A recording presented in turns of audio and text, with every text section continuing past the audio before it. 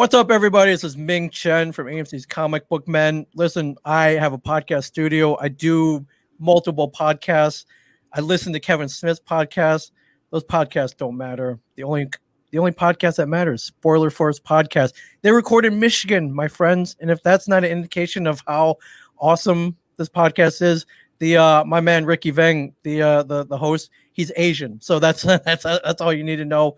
I love the Spoiler Force Podcast. Listen to it, subscribe to it, like it, download every episode, and then do all that all over again because I love Ricky and I love the Spoiler Force Podcast. This is Ming Chen. I love you, Ricky. I love Spoiler Force Podcast. Listen to it, everybody. All right. So this is the live pre-Halloween podcast event at Otaku Detroit. As you can see, I am at the store. I'm right next to the cash register with all the setup here. You can see all the plushies here right behind me. Tons of Miku stuff. They even have a Colonel Sanders Funko Pop if you're interested in that. Thank you guys for tuning in. You can watch this on Facebook Live on Spoiler First Podcast. And you can watch this on Twitch at Ricky Vang. At twitch.tv/Ricky Vang. Not the comments, but the links and everything should be in the description below, wherever you're watching. And shout out to the artist Kalia Universe and David Yang. The songs I was playing, the links are in the comments below, so you can check out their music, subscribe, and like their stuff too. Shout out to the guys at Otaku Detroit, Matt and Carl, for letting me do this event here before Halloween. Everyone is very excited for the season. I know with COVID and everything, I don't know how the trick-or-treat stuff's going to go around, but everyone loves to dress up, and especially in the anime community, cosplaying is a huge deal. So if you live in the Michigan area near Madison Heights, the address of the store is in the description of the live stream video too. Come on by. There's tons of content, tons of stuff here. I went live on Facebook and on Twitch not too long ago. I showed around what they had in the store, from Dragon Ball Z figures to my hero Demon Slayer is a hot one right now. Tons of Funko Pops, books, art books. They also support local artists and local store owners and merch owners and stuff like that. So make sure you check them out. Support your local artists, man. And this is what Otaku Detroit's doing. And I love that about these guys because that's all they do is support the local artists and help each other grow. I've been hanging out with these guys since they first opened in July, and I was able to do my first event here back in August. So if you have time, come on by, man. Like I've said, these guys will work deals with you. There's tons of stuff here. They have number one volumes here too. Like right behind me, let me see if I can turn the camera. But right behind me on that shelf there's like a Rurouni Kenshin number one there, a Dragon Ball Z number one, and this top shelf there where my webcam's pointing, hopefully it's clear. That top shelf right there, there's tons of Miku figurines. A huge Kamen Rider figure there, One Piece, you name it. They have a lot of content here, a lot of merch here, and plus there's candy and drinks here. I'm sitting right by the Ramune, I think that's how you say it. The drinks here, that's a big seller here too. A lot of folks come by and buy that stuff. But yeah, man, come on by to Otaku Detroit. Again, the address is in the description below, and feel free to come by and cosplay if you're not doing anything. That would be greatly appreciated. Just again for a pre-Halloween event, and if you feel like coming on by to see the podcast live, do that as well. And come see Carl and Matt, man. These guys work really hard to run this store, and especially during this COVID time too. I give them lots of props for that. So make sure you're coming by, support these guys, like their Facebook and Instagram. Again, the links should be in the description below for the live video. I'm not sure if it's on Twitch, but I know for sure it's on Facebook. Again, you can watch this on Facebook Live and on Twitch. And like, share, subscribe to Spoiler First Podcast on all major podcasting platforms and also Instagram and all that good stuff. Again, links are in the description. I just dropped a new episode, if you guys are wondering too. I dropped one early. I usually drop episodes on Sundays, but I recently just dropped an episode with Whitney Yang. She is an actress, content creator, entertainer, just overall great person. She was on the podcast not so long not too long ago, and I was able to have her on the it was a joy. So that episode just dropped again. I if you've been following Spoiler Force, I'm starting to transition to more video podcasts, but the recent 2 episodes I lost the files and they got corrupted, so that was a real bummer for me. But the audio versions are still there on all major podcasting platforms: Apple Podcasts, Spotify, Google Play, SoundCloud, wherever you listen to your stuff at, it's there. And support that episode, man, because that was my favorite episode of this month. Really, was with Whitney, and to see how far she's come, and what she's doing after her big role in Gran Torino with Clint Eastwood. So definitely check that episode out if you have not. Again, this is a pre-Halloween event, so feel free to come by the store and cosplay if you want to. Come say hi to the guys at the store, Carl and Nat. We're going to be talking about like just Halloween themed things.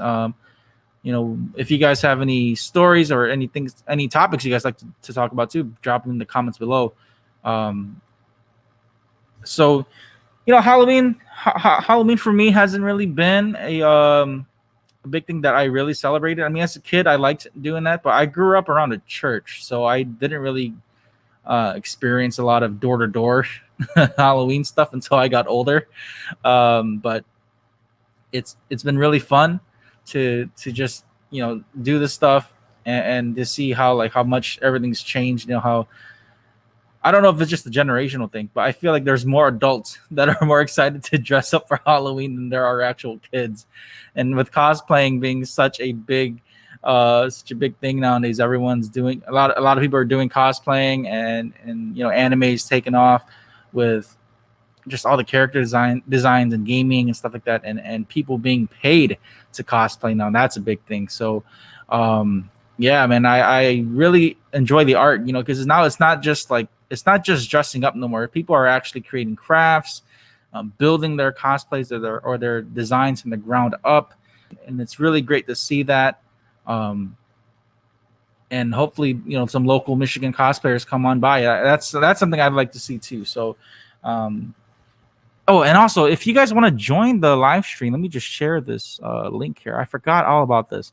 So I can, if you guys like to jump on the live stream for like a few minutes too, you guys are more than welcome to. I just the link out. Hold on. The link should be there. You guys should see the link there. Yeah, if you guys feel like coming on by, just click on the link and add in some details, and then I'll see you jump on, and I can add you on. There's gonna be another guest too around like 1 o'clock or 1:30 to 2 o'clock.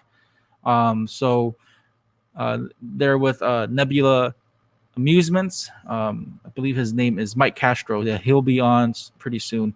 I'm gonna contact him right now. But yeah, if you guys want to jump on the live stream and talk, you're more than welcome to. There's tons of stuff that I'm gonna share with you guys today too for Spoiler Force. If you guys been following my content, it's more than just like doing these events at the store. Next weekend that we actually have something planned next Saturday at a small convention. I don't have all the details. I was hoping that Matt would be here by now to talk about that. So I'm gonna wait to see if he comes by, and then we can talk about the event that we have that's planned. So give me a few seconds here. Let me just contact some people here.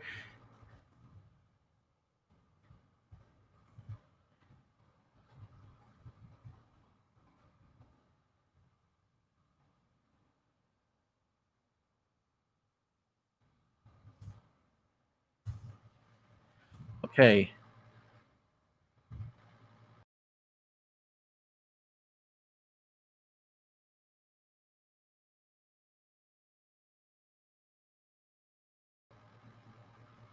Sorry about that. I had some technical difficulties. I have to refresh my page here. Hopefully you guys can still see me and hear me. Let me know in the comments below if you guys can still hear me and see me. Let me know so that that way I don't have to adjust too much stuff.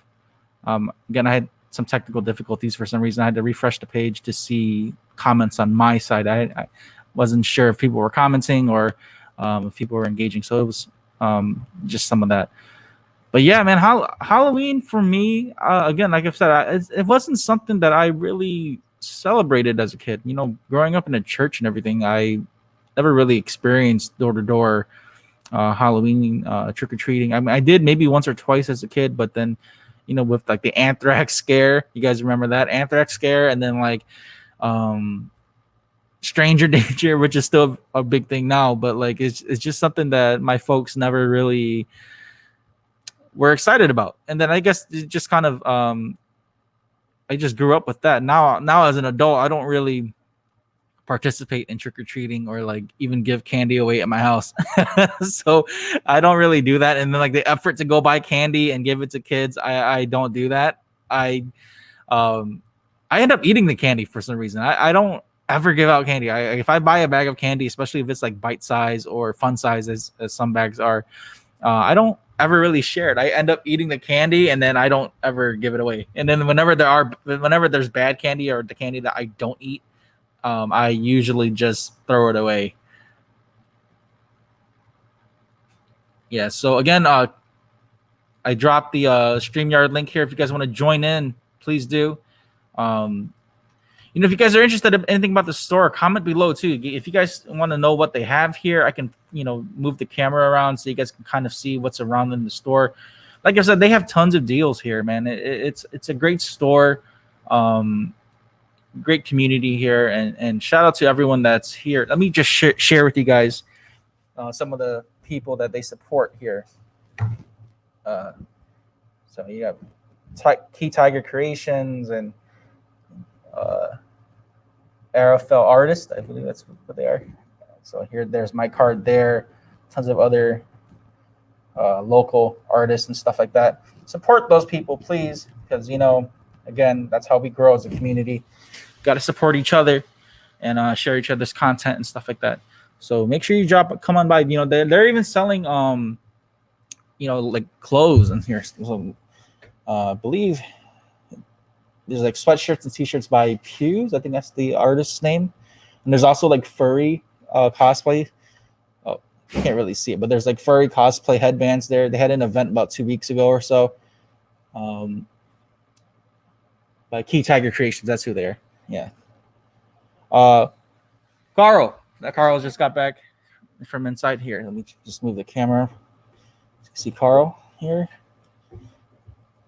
So Carl, I wanted to let the fans know. Like, I didn't want to get into it too soon, but then next Friday there's an event that's going on that Matt told me about. Can you kind of get into detail about that? Yeah. So well, we're doing a cosplay event here, but we just want to make sure that everybody knows that it's always a cosplay event here. You don't need a special day to come here dressed up. We have people. We just had somebody pick up a Hatsune Miku figure the other day dressed as Hatsune Miku. But next week on Halloween, we're going to be raffling off a gift basket with our sister company, Candies by Corinne. For the best one, we're going to post them. Originally, we were supposed to have like a full professional photographer here. However, they ended up backing out just due to COVID concerns. So we're trying to muscle something together here last minute, see what we can do. So if there's anybody out there who's a photographer who wants to come set up and, you know, kind of help out the community and take some pictures, you know, we'd really appreciate it. But if not, we will have something here for sure because we're always doing something here. So we're definitely going to have, you know, a little cosplay event and make sure that we got people coming here. We'll take pictures and we'll still provide a gift basket and do an event best we can. We know that Halloween's tough and with COVID, we understand. So we'll do the best we can for the community and, you know, help everybody out. All right. Thank you, Carl. No problem. Thank you, brother. All right. So again, as you heard that, you know, come by the store, and then every customer that's new, that's coming here for the first time, you get a piece of candy for free on the store. And there's tons of, you know, and speaking of candy, there's tons of Japanese candy here if you guys want to try it. I haven't tried everything yet. I just kind of tried the things that I like or I know, like the Pocky Sticks. But there's tons of like variants here. And I don't know, Carl, what would you recommend for first timers? First time people, I always recommend Kit Kats. Okay. Because the Kit Kats are, you know, the Kit Kats are something that's familiar that you know. However, in Japan, they're a little bit different. They're seasonal, so they come like they're different every season. So like right now, we got raspberry, strawberry, orange chocolate, and green tea. We just pre-ordered from a container the next set of flavors, which includes like lychee and some other stuff. So they're always different. It's a good way to get into it. Haichu is also usually a pretty safe bet. Kind of people have haichu here. However, it's different. It's a little bit different texture, a little bit different. So gummies are a safe one. We also carry the poppin' cooking kits where you actually like pour the water in, mix, and make them yourself. There's a whole bunch of YouTube videos of people doing this, TikToks of people unveiling their gummies that we make. So we always have those in stock all the time. But we got some coffee candy. If you're into coffee, we really have the best coffee candy ever. It is so strong, it's almost like drinking coffee. So if you're a fan of coffee, I highly recommend that. But that's the best way to kind of start to come here and try some of the other stuff. Like I said, we always have candy for, trials, and we got little Jello shots, things like that. Yeah, some of the Kit Kats that I tried were the I forgot, it was the orange one for sure and the raspberry one. That was the first candy that I got when I first came here back in July when you guys first opened. So yeah. I really recommend the orange Kit Kat. I even did like a live reaction on my Facebook. You can find that somewhere in my videos. But I really recommend the orange Kit Kats. The raspberry one, I thought it was okay. It had a really weird aftertaste to it, so I wasn't too fond of it, but it was a good experience to try that. And like even Matt hooked me up with like some Lay's Japanese chips. Yeah, we had some Lay's here. We don't have them like for sale right now. We had a customer come in and bring them for us. We had duck head, and then we had cucumber and some other kind of strange flavors. Another really cool thing that we have here is shredded squid. It's kind of like beef jerky, but with squid. When you open up the bag, it's a little scary because it's kind of got a fishy smell, but it kind of tastes like the powdered beef jerky chew, which it's really good. It goes great with alcohol if you're of age. But we have that, and then we're getting into more some of the the noodles, instant noodles and ramen and things like that. So we got some of that stuff on order. It's. Have you guys thought about doing like authentic Japanese ramen, like the packages here? Yeah, so we did order some. We got them in I think about 2 weeks ago. However, the box was damaged, so we had to send it back. Okay. But that is something we're trying to do. We actually already like pre-bought a bunch of Capsule Corp like noodle bowls and some other stuff. So we were doing we did one for sure. We had some, but we were doing like some noodle baskets where you get like like we had a Capsule Corp couple, because we kind of do little arrangements like this. This is like a little shot glass set we got. And then we're also doing you get like the cup and then you get the ramen and a little figure in it. Great gifts, $20 out the door all day. The mochi ice cream too is something that we highly recommend. If you're a fan of ice cream, we highly recommend you try it. We have Island coffee right now. I don't like coffee at all, but I recommend it's the best flavor we have all day. Yeah, I've keep coming to the store. I've never tried. I've tried mochi before, but I haven't tried the flavors that you guys had. And I know you guys had green tea, right? Yep, we have green tea, we have matcha, we have Island coffee, chocolate, strawberry, mango, and then we have red bean paste. If you've never had red bean paste and you're scared of it, don't be. It is amazing.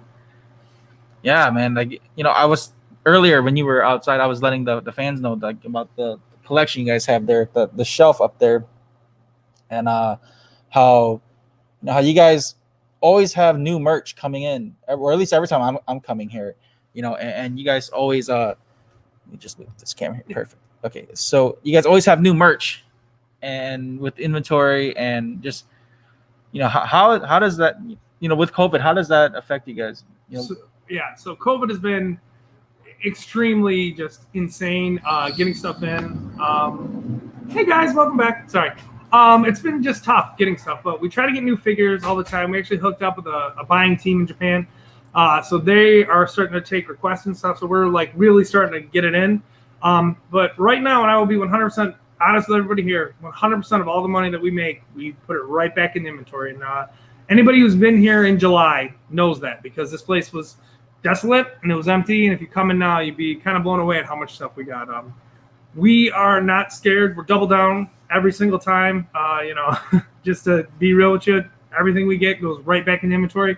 That's why we always tell people, come here as much as you can, check it out, because we are flipping stuff pretty quick. And when we post something on Facebook, we honestly tell you, if you want it, you're going to come get it. Don't wait. Send us a message. on Facebook is the easiest way because it's a timestamp, so we know who's asked for it first. All right. And speaking of customers, we have some that just came in. So Yes. if you want, you can Thank you. take care of them Appreciate first. Hey guys, welcome back.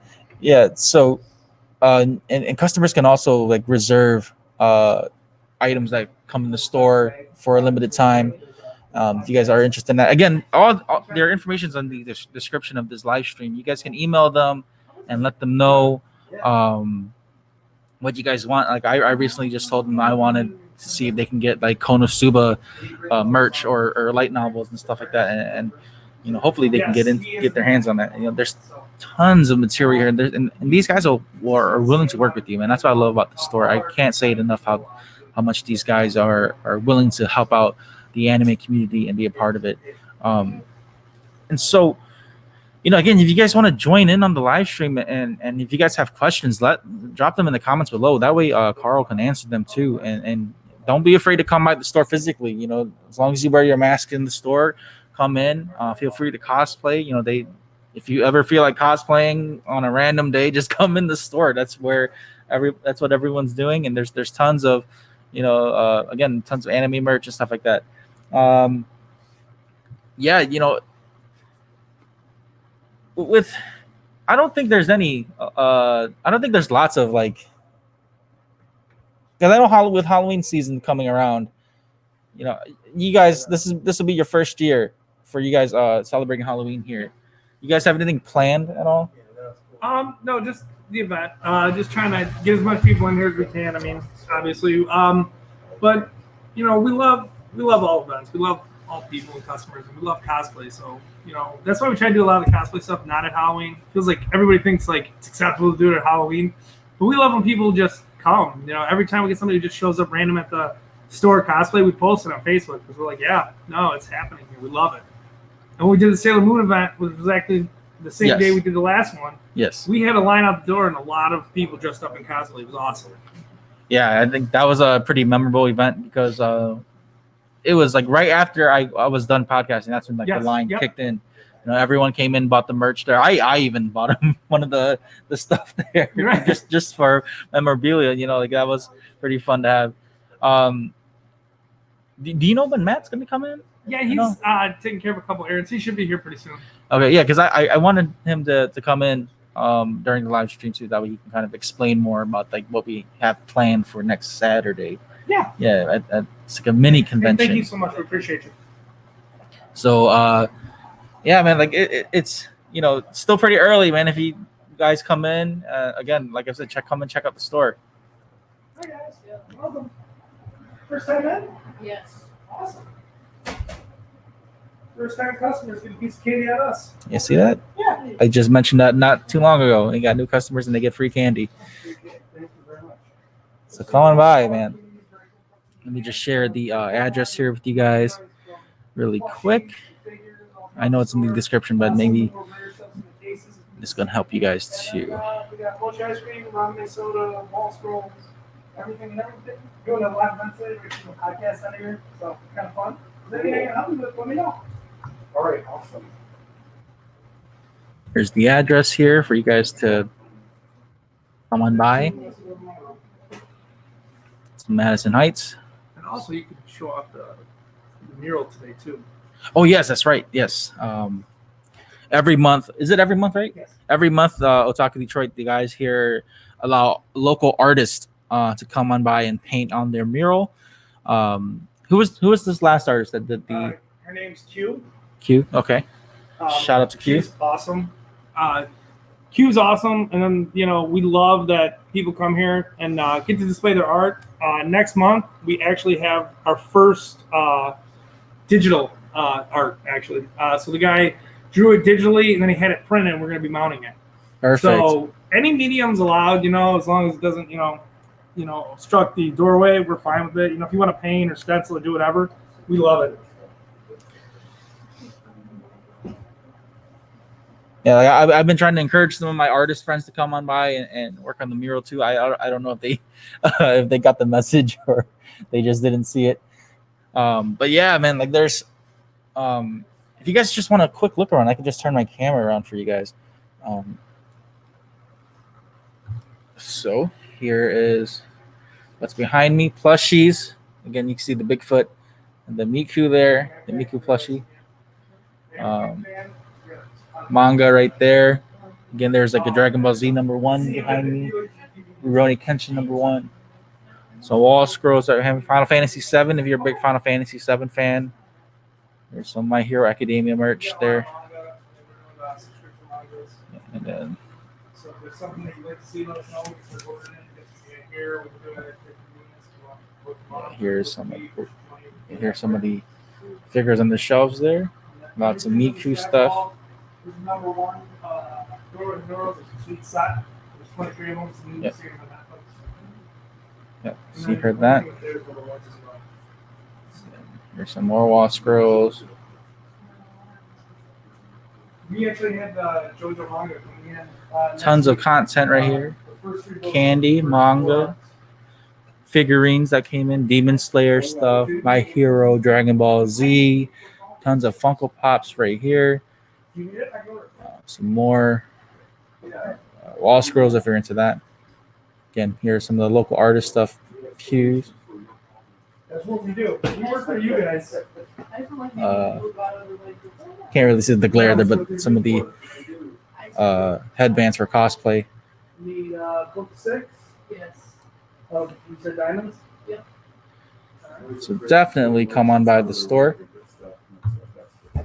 No, yeah. Do you want me to just hold it in the back? All right. Or do you want me to call you when it comes in?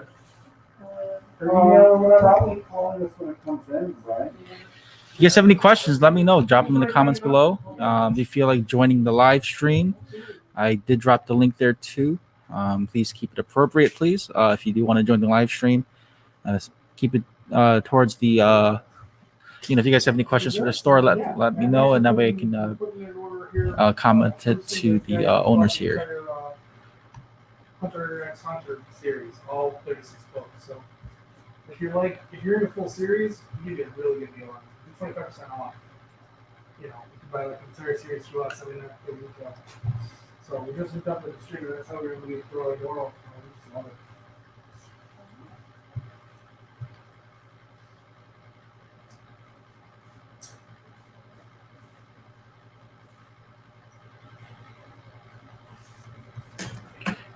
All right.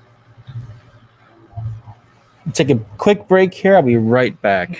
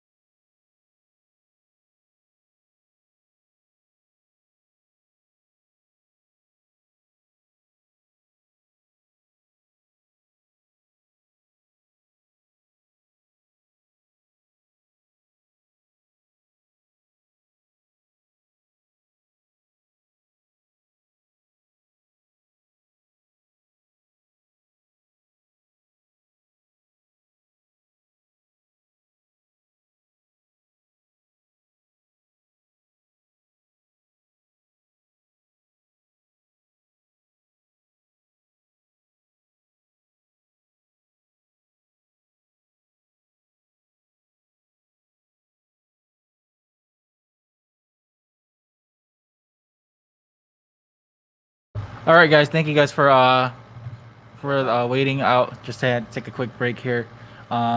Store owner Matt just walked in not too long ago. I'll bring him back on in a moment here. We can talk about what's going to be happening with another collaboration happening next Saturday during Halloween.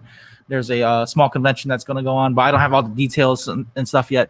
So Matt has all that stuff. We're going to be talking about that, and hopefully we can share with you guys what's going to happen with another collaboration during Halloween. And if this is something for myself, like for the podcast too, it'll be my first time, like I guess, being somewhat invited to an event like that, because and it's something that's very brand new to me. So I'm very excited to see how things are going to turn out. And I know that YumaCon, sadly, YumaCon had to cancel for next week, but I heard that they are going to try to do a virtual event through some colleagues. I don't know when they're going to do it though. I don't have an exact time. If you don't know, YumaCon is a Detroit anime convention that they have every year. This year they had to cancel. I was really hoping to go to this one because I thought that hopefully by later on in the year that everything would be settled, but it just wasn't happening. But yes, YumaCon is supposedly happening. YumaCon supposedly is having a virtual event. So I don't know if it's I don't know when the times are. I don't have any news on that. But there was some colleagues that did reach out to, and I don't know if it's for sure. I can't confirm it yet, but if I do, if there is an opportunity, I hope to try to be a part of a panel with Cosblerd Nation. I definitely check them out too. Cosblerd Nation's a local Detroit anime cosplay community. One of the admins, John Cole Baker, she would reach out to me as well. So hopefully she comes by the store. If not, then hopefully she tries to jump on the live stream so that we kind of talk about this too. If you don't know, she actually was on the DC fandom event. I think that's what it was. She was a featured cosplayer during the Wonder Woman segment. So she actually had some screen time on there for I forgot how long it was, but Gal Gadot, Patty Jenkins, the director, and Chris Pine and the other actors, they all were able to see her cosplay, and they even reacted to it. So that was really cool to see that live during their virtual event. So shout out to Cosplay Nation and John Quill and to Quam. They've been a part of seeing Spoil Force 2, and yeah, man. Again, if you guys want to join in on the live stream, feel free to just keep it I guess PG-13 ish, because you never know who's watching, and that way if you guys have any questions or anything, especially for the Otaku Detroit for the store, man, because they're happy to answer whatever question you guys have. And there's also their email address too that you can reach out to if you guys have any special requests or again any questions, or if you can even try to sell your own stuff here. I'll get them to talk about how they do that in a few moments here. But they also do that too. Like if you have merch that you guys just want to get rid of or don't have space for and are interested in selling it, definitely talk to these guys. Here's their email address, sales@otakudetroit.com, and they can work with you guys on that. So continue to again come by and support the store here, and their address here. They're in Madison Heights, Michigan. So if you guys want to come by and check out the store, please do. And feel free to cosplay. I've been saying this this episode or this live event. Feel free to come by and cosplay. We're celebrating Halloween early too, and they're also having some future Halloween events coming up too, and we'll be getting into that shortly soon. Let's see here. So Carl, I know that with you walking around the store here, it's gonna be honest, it is a little bit slow. It's not too bad, but again, it's a really nice day outside today. Yeah. So that is a big factor. But with you've been very helpful with me too. Can you kind of explain again to those who don't know, people who come in and like work with you? I don't know what the word was, but like they come in and they give you guys their merch. Yes, Coassignments. Yes. So basically, sometimes people come in with things that they're looking to get rid of. And just because we're a business, if you're looking to get rid of it and you're looking for cash right away and we buy it, it's sadly the art of the deal, you kind of get less of a value because we have to sell it here for something. But some of the more expensive items that we try not to take advantage of our customers, that's one thing that we never do. But if you bring in something and you're like, hey, this is worth a good amount of money, we try to do consignments. So essentially, we bring things in and we can try to sell it through the shop for a fee. You usually get a lot more of your money. Because we take anywhere between 20 and 25%, depending on what it is. So what will happen is you'll bring it in, we'll put it in the store, and if we sell it, we'll give you the money, and we'll take a small cut. So it gets you a little bit more of your money than what you'd get if we just bought it out.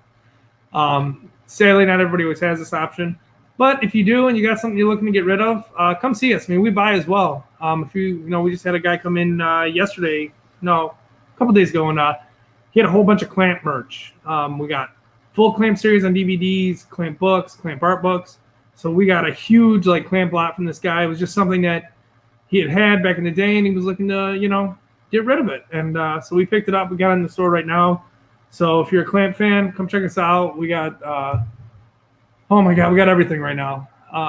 X, Magic Knight, Rare, Clover, all types of everything. So, but yeah, if you're looking to do consignments, we can do that. We also do a lot of work with some of our local startup companies as well. One of the biggest things that we do is since if you've been here, we do some necklaces. This is a local girl. Her name is Michelle. She's got a company called Kiro Studios where she makes these I don't know if you can show that the intricacy of what she does. She makes small little trinkets. That's actually an egg on toast necklace. She hand makes that. It's unreal what she can do. So we carry her stuff in here. We also just picked up a new clothing line called Pew, which I think you showed up there. Yes, they got shirts, hoodies, and leggings. Really cool designs, really cool art. Brand new company, and they're just looking for a spot. And, we're lucky and blessed enough that we can actually provide them an opportunity to sell their clothing. So if you're looking to support local businesses, always come here because we're a local small business and we support other local small businesses. And if you got an idea or something like that, let us know. Contact us at the website. Contact us, on our email or Facebook and say, hey, I got a business. We're trying to do this. We try to stay away from anything that's licensed. It's got to be original. We can't have you coming in here and selling fake stuff because our reputation's on the line. But if it's original, find us. We got some really cool leather-bound books and things of that nature. So a lot of fun stuff. Come check us out. Learn about new companies. I mean, I know Ricky was showing off the business cards on Facebook Live earlier today. We have a lot of them, and his is one of them. I mean, that's another local company that we support. I mean, Spoilers Podcast has been very good to us, and we appreciate all his listeners and everything. Man, this mask is terrible. Yeah. No, it's I've been I'm a big supporter of that too. I really like how you guys bring in and work with people who are new businesses or small businesses, because that's honestly how we all grow together as a community. And then especially with anime being such a big community now. Again, like I've said before, with the cosplaying and just anime in general, when it comes to the shows or the merch, it's growing really fast. You see it really big in pop culture, and even UFC fighters. Israel Adesanya, the middleweight champion, he was repping anime. There's a clip in one of his interviews, his post-fight interviews, where he talked about how he wrote his opponent's name in the Death Note, and that was really cool to see, because now you see the effect of how all these people our age are inspired by anime. Now there are a lot of bandwagon fans. I'm not gonna say who, but it shows how big anime is. It's a growing community, and especially here in the West, with people going to more conventions and stuff now. It's not just comic cons now or comic book conventions. There's anime conventions, and there's even comic book conventions that host anime themed panels and even have anime themed guests there. So that's a big draw there. There's Quam. What's up, Quam? Quam's one of the admins for Cosblerd Nation, so definitely support that group, dude. Yeah, Quam was actually on the last event last Yeah. time that we did here. He was at the And store. He's another local artist we support. We have some of Quam's work here at the store. So if you like want to support Quam, come pick up. We got his work here, $10. We can get it. Let me grab one. Yeah, come and show what you guys have.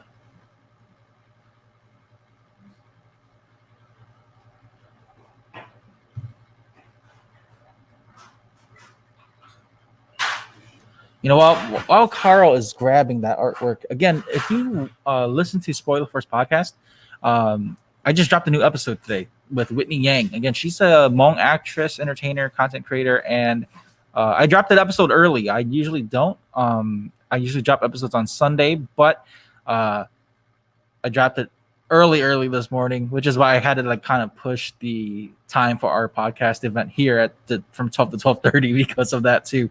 Oh yes, so Carl's here. This is one of Quam's artworks here that you can buy that if you're interested. It's a digital print here. Quam's a local Detroit artist, all original too. He also cosplays too on Instagram, so you can find his account. I'll definitely share that in a moment here. Carl, I've seen you guys speaking on the topic of how you guys have customers here and local business owners that come here. Even on Instagram, you guys have cookouts and stuff in the back. Yeah. Can you kind of talk about how that all started? Yeah. Just any new business requires a lot of time, and this is our home away from home. I mean, we spend a lot of hours here, and there's a lot of good local restaurants in the area, but you can only eat at them so many times and so much, and money and just your health. So we got a grill. So if you follow our Instagram, you always get to see the food that we do. We always post it. This is a store, and we're hoping that it's going to be an accelerant to an empire. I mean, I would be lying to you, but one of the things that we love is food. And we all want to own a restaurant. Matt's wife's actually just brought in some pastries. We've looked at almost starting a bakery out of here next door in one of the other buildings, baking them there and selling them out of here. So we're always looking to grow, but a restaurant's one of those things that we are definitely into. And we have a Blackstone griddle out there, flat top. So it gives us a good range that we can do. And if you are a good enough customer, I mean, you're having dinner with us because we always buy more than enough. Terry, he actually just walked in. He'd be a perfect interview for you. He's our biggest customer, been here since day one. Spends a lot of money. We take care of him. When he's here, we cook. We've done everything from nachos to grinders, and Yeah, I've seen you guys did hibachi stuff. Yes. And Korean food. Rice, yep. Tons of that stuff too. Yeah, I saw that stuff on on social media how you guys were doing that. I was really surprised. Whoa, man, you guys just behind the scenes stuff. Usually you don't really see that with a lot of shops and stuff, how they interact with customers after hours. So I thought that was really cool that you guys still keep it really family oriented versus client shop owner type, where you feel there's some sort of authoritative feel to it. But that's what I like about this store, man. You guys, it's very family oriented. You feel customers come here, they're really comfortable here. So there's even some customers that come by and just hang out and stay here for the majority of the day. I've seen some of that. We, our motto since we started has been, community, not customers. This is a mecca for the whole entire community. We want you guys to come out. I mean, we support and do the best we can, with still trying to make money at the end of the day. But, we try to do the best that we can with everything. We want people to feel welcomed here. We had a girl from the local high school. She walked in and said, "Oh my gosh, this place," and talked to us for 2 hours, just hung out and, and then she's like, "I got to tell you something." And we're like, "What?" We're like, she's like, "I'm really shy." And we're like, "You don't seem it." And she said that, "Oh, I'm really shy, blah, blah, blah." And then she's like, "I just feel really comfortable here." And a week later, she came in the store just in cosplay. And it was just so funny. Just in the middle of the week, we were actually closed at the time too, but we seen somebody walk by in cosplay. We're like, well, they're obviously coming here. So we opened up the store real fast, and we were doing some things here. And then she came in and she brought her sister in cosplay and her other little sister, and it was the three of them here, and they hung out. So, it's fun. It's what we wanted this place to be, more than just a store. we try to get new merchandise to bring people in as much as they can. And but you don't always have to feel like you have to buy something, but we try to get enough stuff in here to make you feel like you want to at least look at it, I guess. On merch too, I know you guys, we've shown some of the bundles and stuff like that, but if there are customers that are like into the more expensive material or inventory that you guys have, don't you guys offer kind of like some sort of layaway? Yeah, kind right. Of thing too? Right now we're doing layaway for anything over $100. So if you're, looking to get something, we understand that some of the stuff that we have here is expensive. I mean, we got the Masked Rider figure, 400 plus, gorgeous.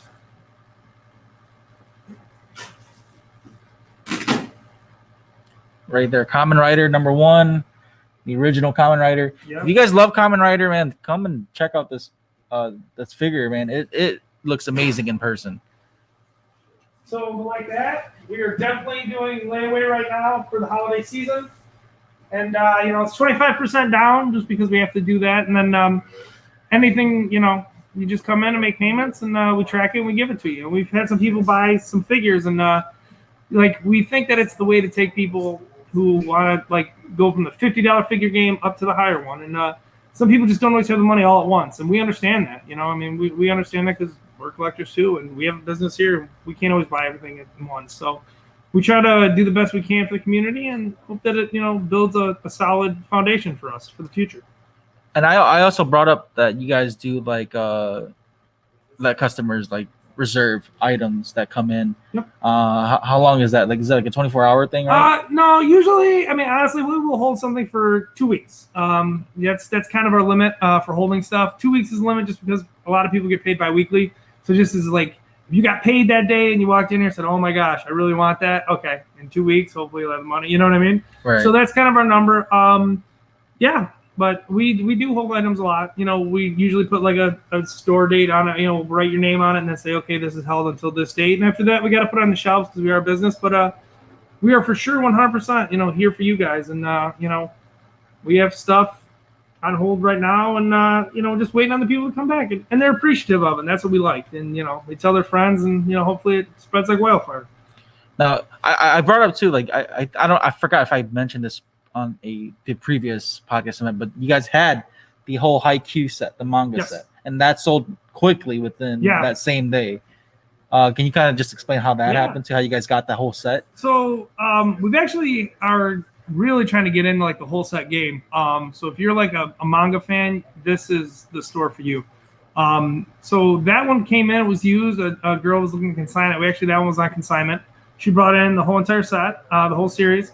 So we put it up. It went away right away. And then we've done a couple other ones. So what happens is sometimes people bring in stuff to sell to us, and they'll have some of them, and we'll end up getting those at a pretty good deal. And then we end up sometimes buying some of them new, straight from the distributor, and then give you guys a deal.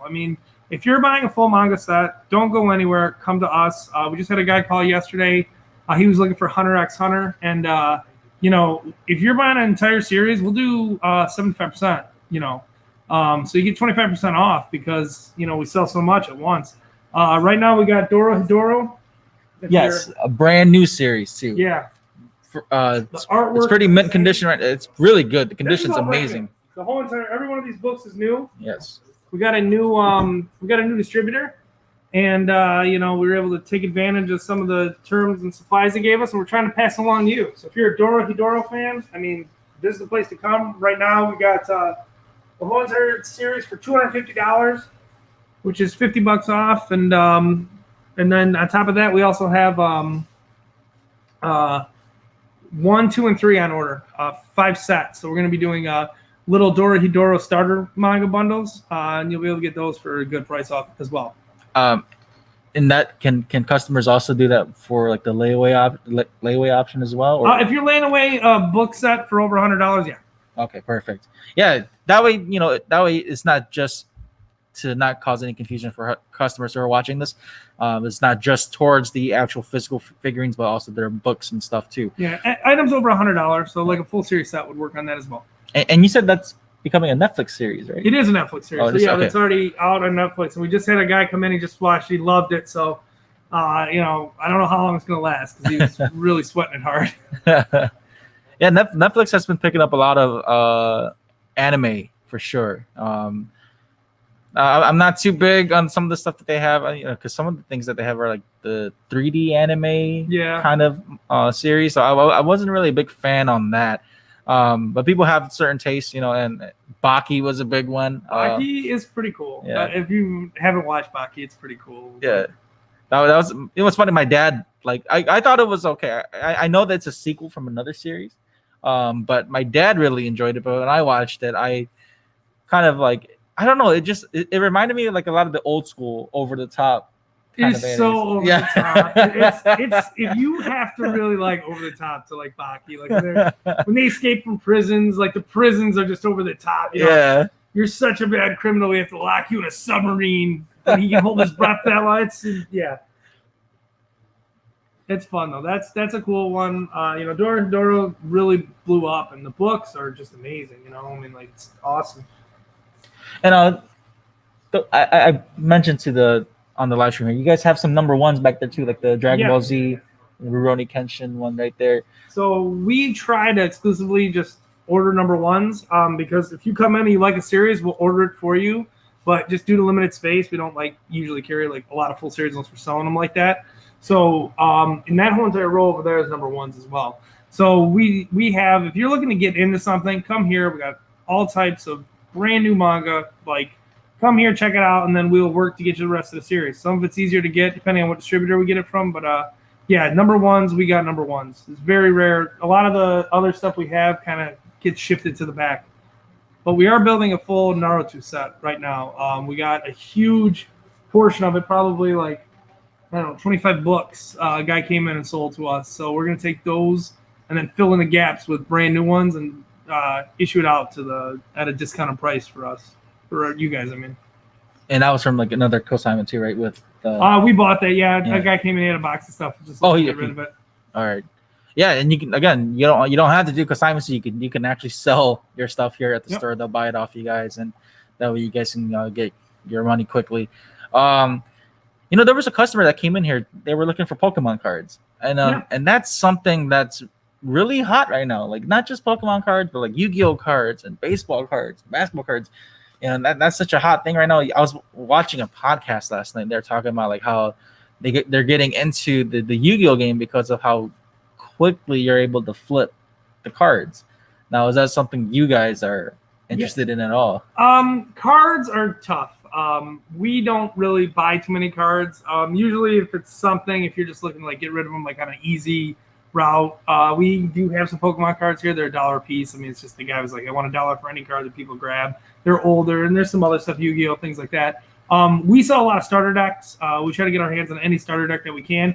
This is a good place to start, and it's just easy for us to hold. We do got Yu-Gi-Oh. We just sold out our Naruto, and I think we had a couple others, but they sold out. So we're getting more in. So we tend to sell starter decks. Oh, My Little Pony. We got My Little Pony starter deck. So comes with the copy of the comic book Transformers My Little Pony, Friendship in Disguise. I've actually never thought of that being a crossover. Yeah. Because I know My Little Pony's a big series in the community. So a lot of cosplayers like to dress up like those characters. Here is the comic right here. If you're interested in buying it, My Little Pony and Transformers.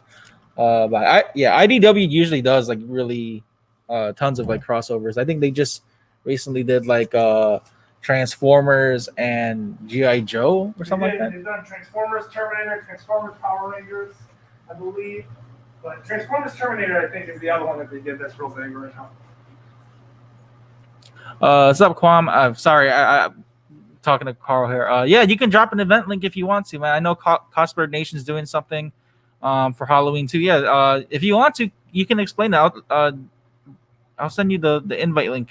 Come on and just talk about it quickly. You and John Coca talk about it too on the live stream. There's the link, Quam. So join in and talk with the fans and explain it. You don't have to just drop the link. Come and explain it on the live stream here. Once I see you guys pop up on my screen here, I'll add you guys onto the onto this event here. Yeah, for listeners who are watching too, Carl and we have a lot of mutual friends. So like when we first met each other, it was really really cool to know that, because like when I first came here, I was Carl's pretty he knows the Hmong community pretty well here, Yeah. and he's very I guess you could say fascinated by the Hmong community. Yeah, like I love it. how we all come together and stuff like that. And it's just funny because he asked me like, do you know this person, this person? Yeah, that's my cousin, man. Like it was just I found it so funny because how tight knit we are as the Hmong community, and how, man, it just coincidentally just worked out like that. And it's great being able to know Carl better because of that. And I even had another cousin that came in, spoke with Carl, and then they even knew the people that he asked me about too. So I thought that was really cool. But yeah, man, the Hmong community here in Michigan too, it's growing. There's tons of content creators here. Oh, here's Quam. Hey, Quam. Yeah. What's up? All right. Yeah, Is it just you right now? But I couldn't make it. Yeah, that's fine, man, dude. Ooh, give me a I second. know that you guys got stuff going on, and but yeah, is it just you right now, or is Jonko there too?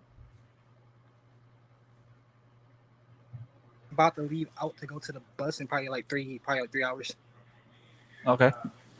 But yeah, if let the Bus listeners lagging know like that. about the event.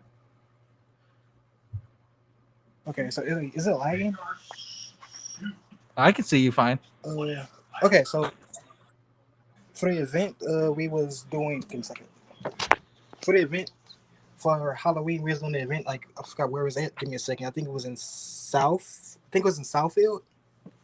The event to go is like $5. We're doing like a contest, like $5 entry contest, and pretty much the winner get the. Can you repeat that? I kind of lost you a little bit. So it's a $5 event in Southfield. It's a $5 event in Southfield. All the money that we're making is going to charity next month for Thanksgiving. But we holding a contest pretty much, and it's like a little party. We're gonna be hanging out like around 8 p.m. to 12 p.m. I think. Oh, 12 a.m. My bad. 12 a.m. I think on the 31st. And kind of see if I've missed any important details. The winner will get a raffle basket. Well, not raffle basket. Prize basket. I'm tired. I'm so tired right now. It's all right. To talk about Take your this. time. But yeah, it's just a little costume event we're just doing for the community and giving back to the community as well. Perfect. Have you guys made a Facebook page or event at all yet, or are you guys just getting to that right now? Oh, we made it. I think 2 weeks ago. It's up and ready to go. People bought tickets already. Oh, perfect. Is it on the Cosplay Nation page? I can share that. It's on the Cosplay Nation page. Okay. A few seconds. Let me just pull that up. Yeah, if you guys haven't checked out Cosplay Nation yet, please do. They're from sort of local Detroit anime community too, and there's tons of people everywhere else that's following and that's a part of the community there. So definitely check them out. Let me see here. Just pull Because this is something we're doing for the community for this month and next, but they probably around February planning on doing some Pokemon, like doing Pokemon Day or something for Michigan since we don't have one here. We just kind of figure out how we're going to do that first. Let me just copy this link here. It's the Halloween costume contest, right? Yep. Okay. Here's the link there. That way you guys can check them out. Check out the event too.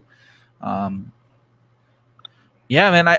I don't know if you know. I know John Cole reached out to me too earlier this week about UMACon possibly having a virtual event. Do you know anything about that? Oh yeah, I know about it. Is we waiting back for the information about what time frame they're going to give everybody and how they're going to do it.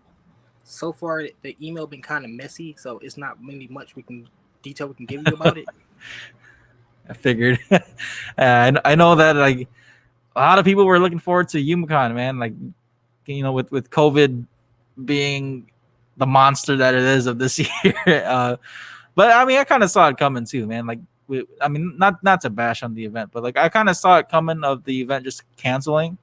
I kind of wish that they said something sooner, because I think a lot of folks were waiting on like if we were going to roll over tickets or, especially with the hotel stuff and people coming from out of state. But I'm glad that they were able to clear that up. But hopefully, with this virtual event, like most conventions that have been doing this past year, hopefully they do come up with something. And like I said, I know you said that you guys don't know the times and stuff yet, but they have reached out to you guys as the Cosplay Nation and about hosting a panel, correct? I believe they did. Okay, perfect. Yeah, because for anyone who's listening, I don't want to like confirm anything just yet. So that's why we're kind of like going around the bushes about what's actually going to happen. But again, man, I just hope something does happen soon. It'll be great for the community as well overall.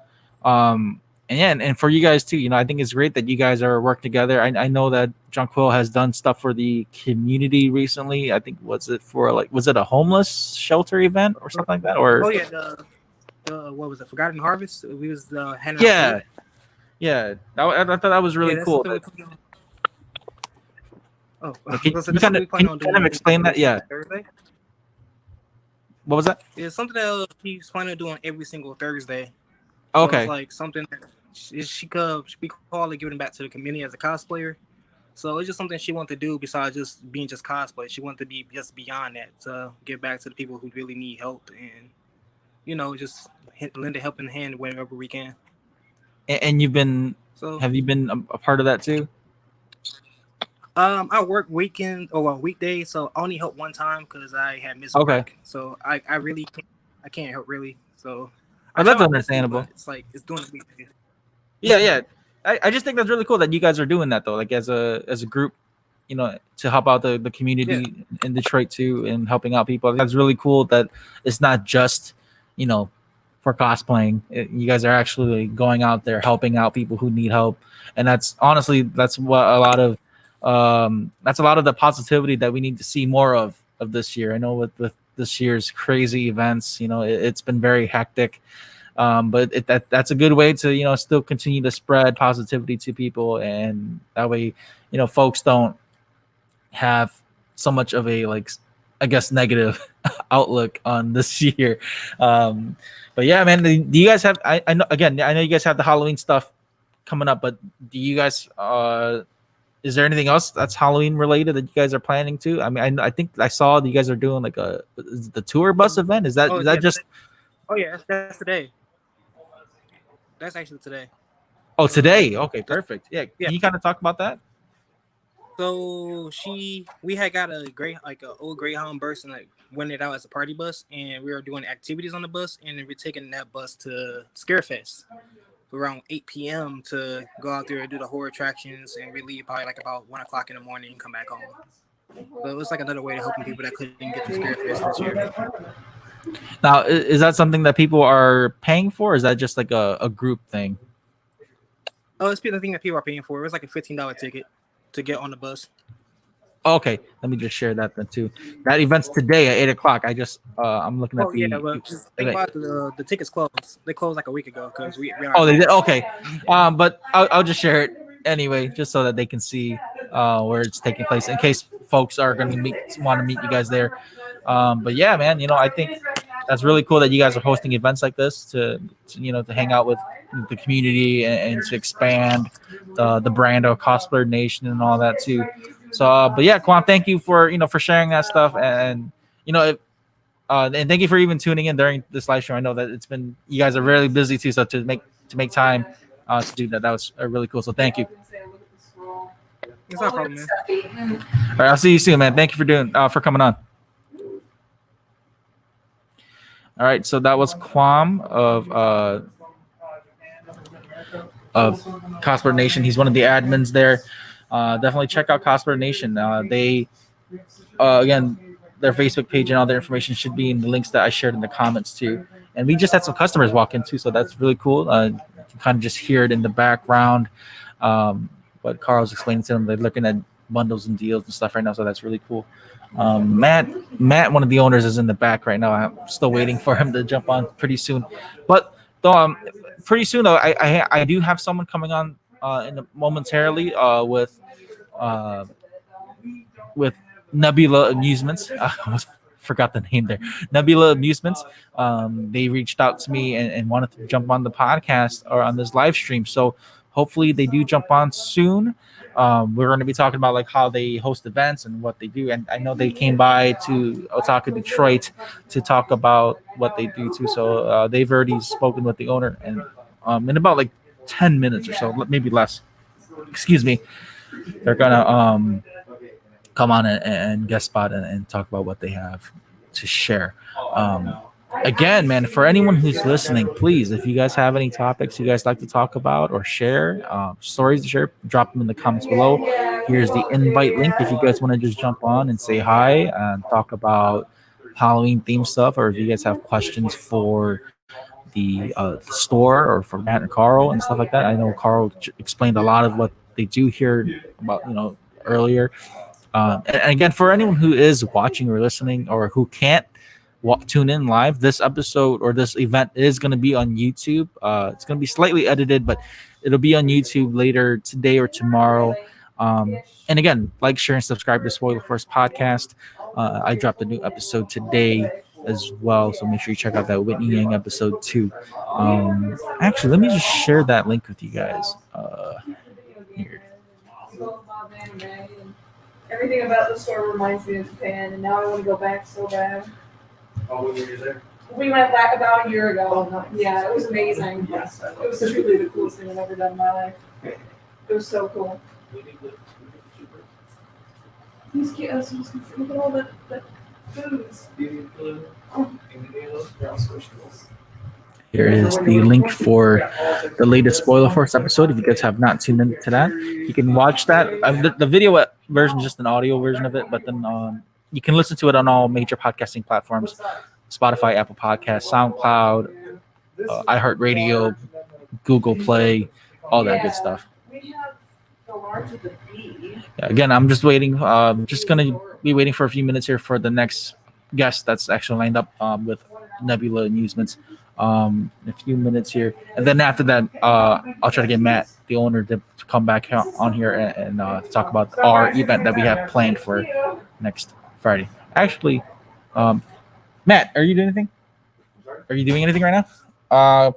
So here's Matt, one of the owners of Otaku Detroit. With a fruits basket poster, yes. Okay, so let me just. Okay. So I know you reached out to me earlier or a couple of days ago, and can you kind of explain the event that you have planned for next Saturday that you texted me about? Okay, it's not our event. It's by a local t-shirt company that just opened or started called Big Pew. They're having an event. It is at 12 and Main in Royal Oak, basically just south of the Burger King. They rented a building. It's $20 to get in. It's Halloween night. I believe it runs from 5 or 6 to midnight. They'll have a DJ, dance floor, anime Jeopardy, and a few other events going on. They'll have small vendors there. It should be interesting. I know Cosblerd Nation is also doing one on that same night in Southfield, but I don't have the information on that venue. Yeah, we actually just I actually had Quam on not too long ago. Oh, okay, nice. They talked about it. Yeah. Yes, he would know. Yeah. Yes, he would know. So yeah, those two events right now, and then we did have a photo booth planned for Halloween here. Unfortunately, the organization that was doing it canceled it, so we're trying to do an impromptu one. We have a potential other photographer that we might use, so that might still be on. We will announce it probably by tomorrow or the next day if that event will happen. But we plan on going over to the Big Pew event in Royal Oak after we close. Perfect. Yeah, and they said they were interested in having a podcast. Yes, there too, right? Yeah, as well. Yes. Yeah. So for sure. For listeners who are tuning in, yeah. So that's going to be happening next Saturday. I'm going to be there too. So hopefully, we get to see more of the customers here and come hang out there too. But yeah, thank you, Matt. Thank you. Yeah. First time, man? Yeah. All right. So you heard that, and that's what's going to be happening.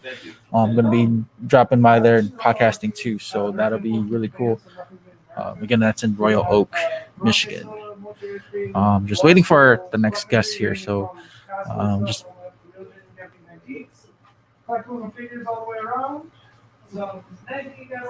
All right. Yeah. Thank you.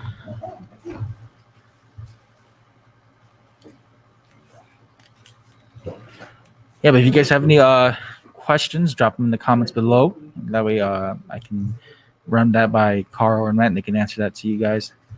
But yeah, man, this is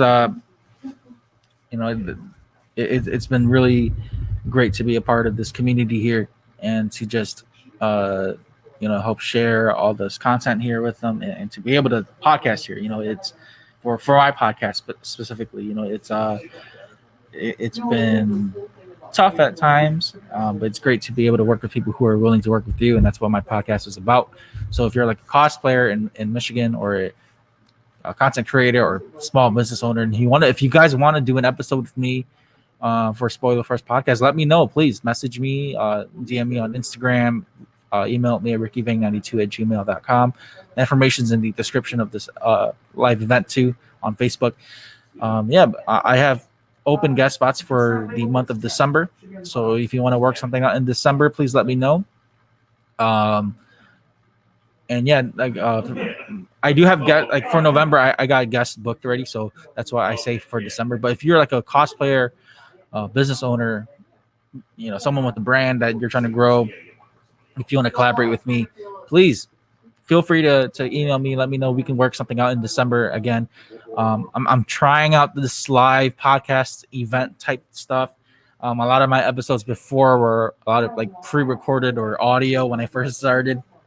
You can take a look at my content from like on YouTube from when I started till now. I only did audio for like a long time, and then I just switched to like video streaming podcast or video recorded podcast through like web chat and stuff not too long ago, like maybe less than 10 episodes ago.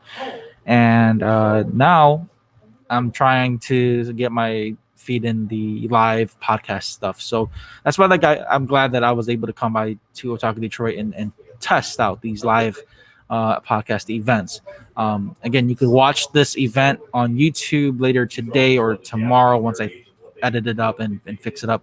But yeah, it's great to experience this, and hopefully if you guys are interested in being a guest on the podcast, you can email me here.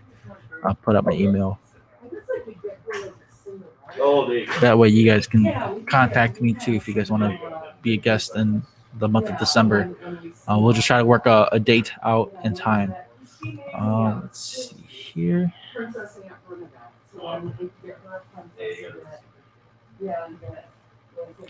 Still waiting on the guest here, so momentarily. Still waiting on the next coming guest here. Yeah, I don't know we'll go that far. Yeah. All right, guys. It's going to be 2120, please. You got one. But yeah, man. Again, like I've said before, if you guys haven't checked out the latest Spoiler First podcast episode, please do. I just dropped one with Whitney Yang. She's a Hmong actress, content creator, and entertainer. She was in the film Gran Torino with Clint Eastwood. We just talked about what she's been doing after the film was made over 10 years ago, and just kind of caught up with her. She also cameoed in Zack Snyder's Batman vs. Superman, so definitely listen to that episode. The YouTube link should be in the comments here. But definitely check out that recent Spoiler First podcast episode. I dropped it early, so that's for you guys and for all the listeners. Oh, yeah. 20. Oh, thank you. Did do the math I quickly in my head. That's I was all short. But thank you. No problem. We appreciate it. Okay. Thank Thank you so much. Hey, thank you, guys. Close early today now. Yeah, right. Thanks. Right. Have a good one. You too. Appreciate it. Thanks.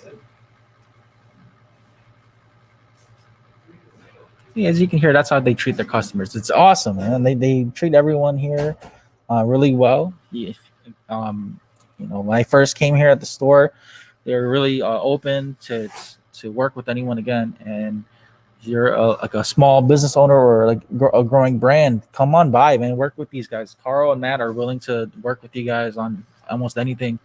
And again, if you have any questions for them too, if you don't feel comfortable coming on the live stream to chat with them or ask them stuff, here's their email address here, sales@otakudetroit.com. and you can ask them, if they can pull more inventory for certain things or to, reserve something for you guys. And yeah. Oh, no, right. I'm still waiting for someone. Then I'll bring them back on. Yeah.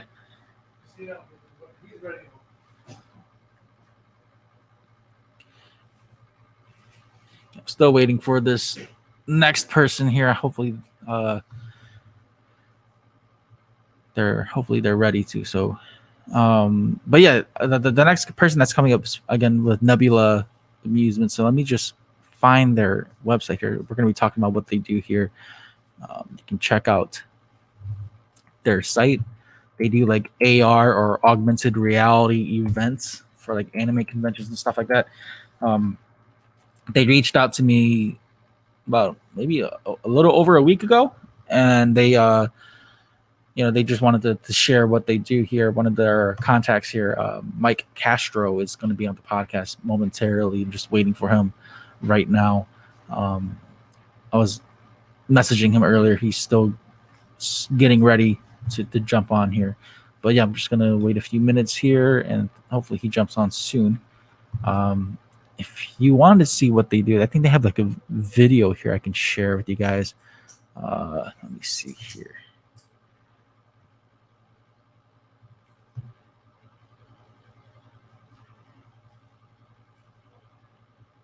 Just pull this up really quick for you guys.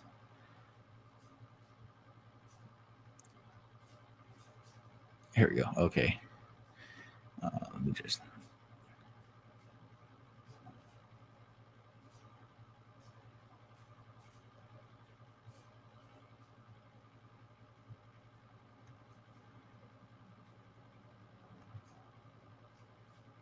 This is one of their videos they're doing.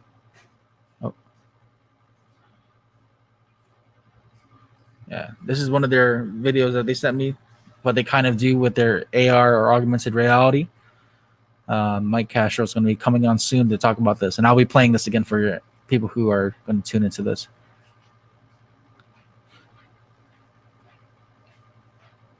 I believe they shot this video in Tokyo, so I thought that was really cool.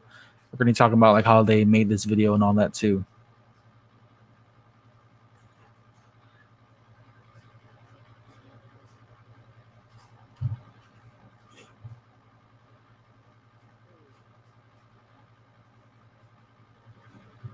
So that's pretty cool. So again, that's what they're currently doing. It's augmented reality. I don't really know the difference between augmented and virtual reality. I always thought they were kind of the same thing. But that's what they're doing. Once he gets on the podcast here, he can explain more of that better than I can. We're going to be just talking about that. So yeah, just wait momentarily. I'm going to go on another quick break here. Don't leave. Just wait a few minutes, and then yeah, I'll be right back.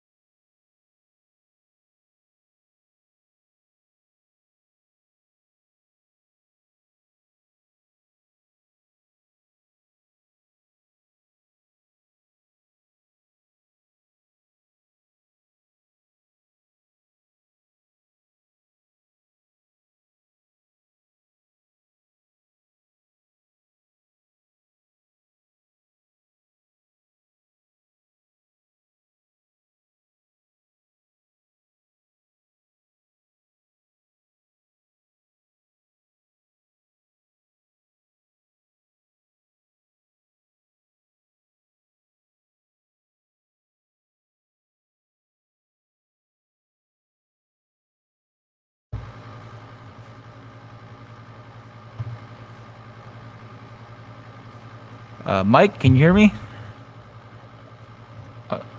I hold on. Let me. I can turn it up more. Is that better? Perfect. Yeah, perfect. Turn it up a little bit more. How's that? Oh, perfect. Okay. Yeah. So right before you jumped on, I actually just oh, yeah, I hear an echo there. How's that? Okay. All right. So sorry. Like I said before, right before I saw your message on Facebook, I just showed the viewers like that video you sent me with the ad with all the cosplayers playing the AR for Nebula Amusements. And you said that was shot in Japan, right? Yeah. Yeah. So basically the product is called Hado AR, and it's made by a company named Meeleap. And it's a Japanese company, and they basically have like a big physical esports league where you're actually playing in person. And I was one of the first people to bring it to the US. Just me and a friend of mine in Texas have it. And I'm the only one who's taking it to like cosplay conventions. And you guys are just starting out with this? Is that what it is? Yeah, I got it in the middle of 2019, and just for us to learn the tech, we held like 3 small events, and I don't know how to pronounce it, but we took it to either Youmacon or Youmacon 2019, and it actually went over really well because it's not VR. Like, you know how with virtual reality, when you put on a headset, all you see is like a video game world, and you're just in a video game, and you look down, you see fake little avatar hands. Well, with AR, it's the opposite. When you put it on a headset, instead of putting you inside of a video game, you can still see everyone and everything around you. Instead, you're just taking the video game and putting it into the real world. So if you're in cosplay, you can see your cosplay. You look up at the person standing on the court across from you, and you see their cosplay. And just like when you watch that video, I mean, the video is a little cleaner because it's CGI'd up a little bit, but it's pretty much the same thing. And they do big tournaments and stuff. Like I want to say at the 27 World Cup, the grand prize was like $110,000. Oh, wow. Yeah, so we're like licensed, and I have exclusivity for Michigan, and we're licensed to hold tournaments, and whoever the national champion is gets to go out to Japan and compete.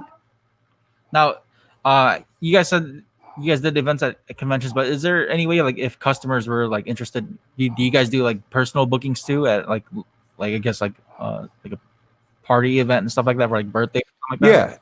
Yeah, anybody can book us. We kind of do things 2 ways. One is you can either book us for your event, or we'll rent out a place and put on a small event. It's really big though. We need like 40 by 40 foot by 10 foot. It's like really massive, and we have to get like a big truck to move it, and like have a crew set it up. It's like a giant physical dodgeball court. But yeah, we can do like school functions, church functions. I mean, we can do private party rentals. You just have to have a big physical space, and it's indoor only. Okay.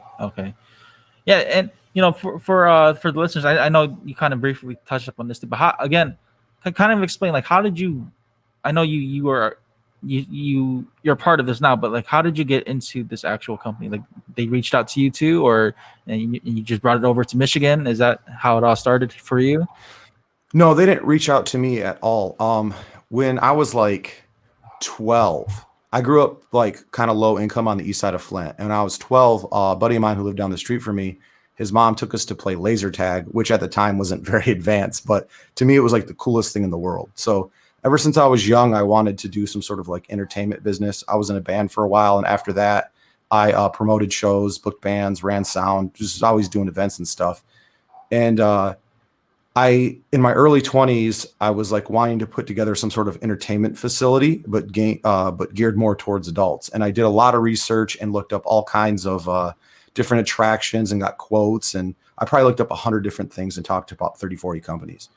And I ended up seeing this video, the same one that you played, and it was attached to an article, but it basically said like, oh, this is not going to be in the US anytime soon. It's new. And I was like, man, that looks awesome. When I was younger, I used to like really be into Dragon Ball Z.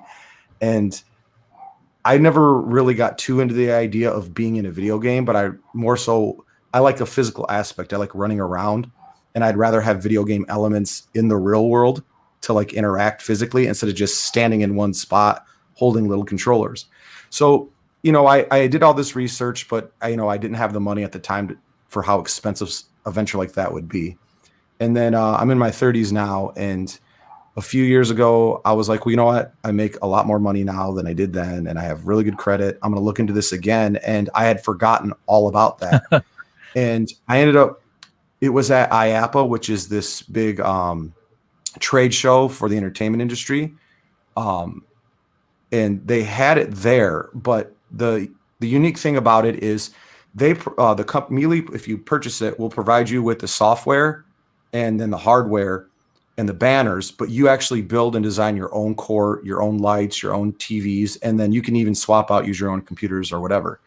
And so everyone's court's going to look different, but you have to play it on a court because there's these really big backdrops and there's actually code in the backdrops, and it tracks where you are between the relationship between where your headset and your wristband is, and then you seeing the backdrop and everyone else against it, and that's how it tracks where everyone is to put it on the screen. So if you're watching someone play the game, there's a big 60-inch monitor, and you're watching like a side scroll, like you're watching a basketball game or a volleyball game. It's not just POV like if you were watching someone play VR. But the way the guys were playing, it was just two people playing, and the game's a lot funner if you have like full teams, and they're just standing in one spot on like a really lame looking court and just slowly throwing the balls. And I was like, that doesn't look that cool. So I didn't realize it was the same thing. And then I was like, well, I'll look into it a little bit more. And then when I saw the videos from Japan where people are like running and wearing knee pads and sliding across like a basketball court, and I was like, oh, this is awesome. And so I ended up calling them and connecting with them. And I got an exclusivity deal, and they actually have more games that I'll be importing as soon as we get a physical location. And people can own this like personally too, like this their own version of the game. Is that possible, or do you have to have exclusive rights to it? Well, no, other people can buy it, but I'm the only one who can buy it in Michigan. I'm like the only person who bought exclusivity, but this is something where like, say if you wanted to build, like, say if you were just, hey, I'm a wealthy person, I want to buy it just for myself, not for commercial use.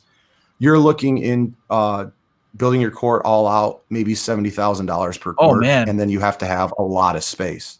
Like if you're not going to set up all like, cause we have like banners and lights, and if you're not going to set up all the fancy stuff, you need at least 25 by 35 feet at the least, and then a 10-foot ceiling. Okay. Yeah, because like, you know, for folks who are interested, I was just wondering like how, if they wanted their own personal set like that. So it is actually more costly than to just buy your own than to rent someone to do that for you, right? Yeah. And I want to open a physical location. I'm looking kind of in the Ferndale area. I don't know if I can really afford the real estate out there, but what I want to put together is like a cosplay themed arcade bar and restaurant. So almost like a miniature convention.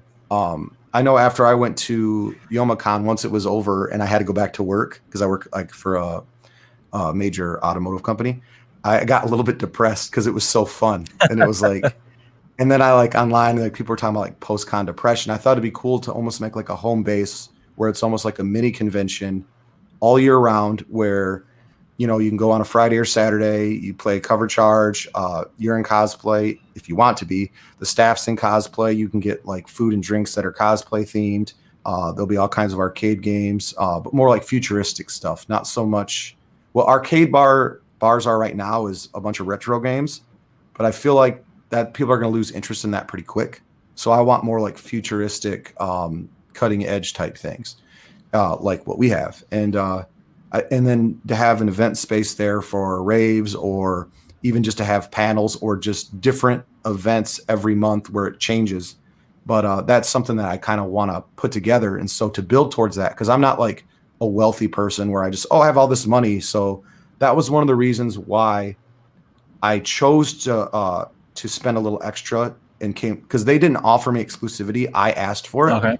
Because what I didn't want to happen was I didn't have enough money to like build out this giant facility that I wanted with all these things.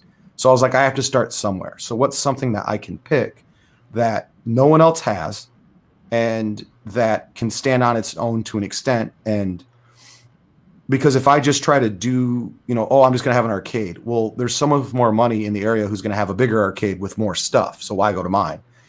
And then what I didn't want to happen was me to invest all this money and all this time and build a following and build a league. And then someone else go, I'm just going to buy 10 courts because I'm rich. And then I'll just basically take over this guy's whole industry.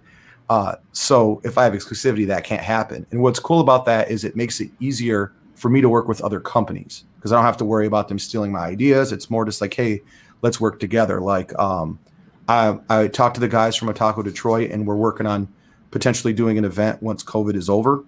But yeah, I don't even remember the question. Oh, that's perfect explanation. Like I'm really like just interested in how you got started with. That's why I asked you.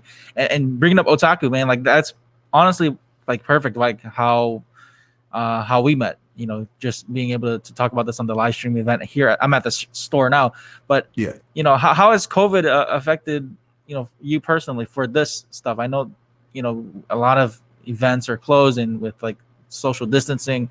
Has your plans changed now because of that, or are you going with the same thing still? It affected us pretty bad. So I'll back up a little bit because this actually goes into the previous question, so they'll kind of mesh. So the idea was when I first started this company, I had a few investors, which was just some family and friends, and it was small amounts of money because like just small amounts of money. And so I wasn't able to raise as much as I needed, but it was like, okay, we're just going to do some events and build our money, and then we'll open a facility.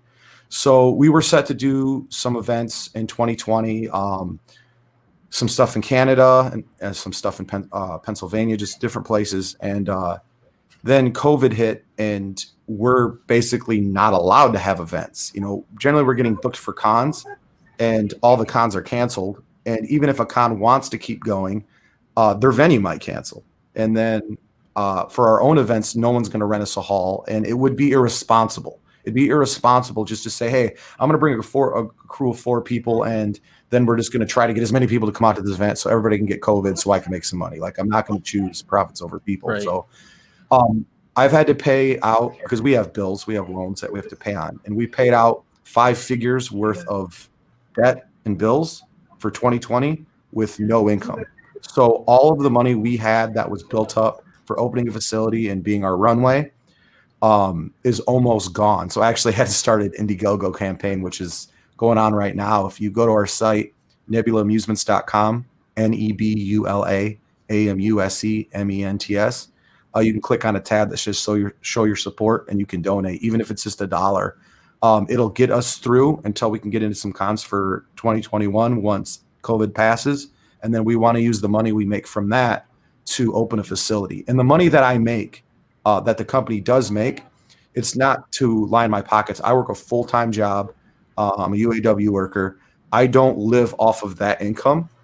A very, very small percentage, because I own 82.5% of the company. So that percentage that I don't own, profits and losses get passed to the other investors. All the rest of the money that I get, I put back into the company because I want to build something for the community. And just something fun to do.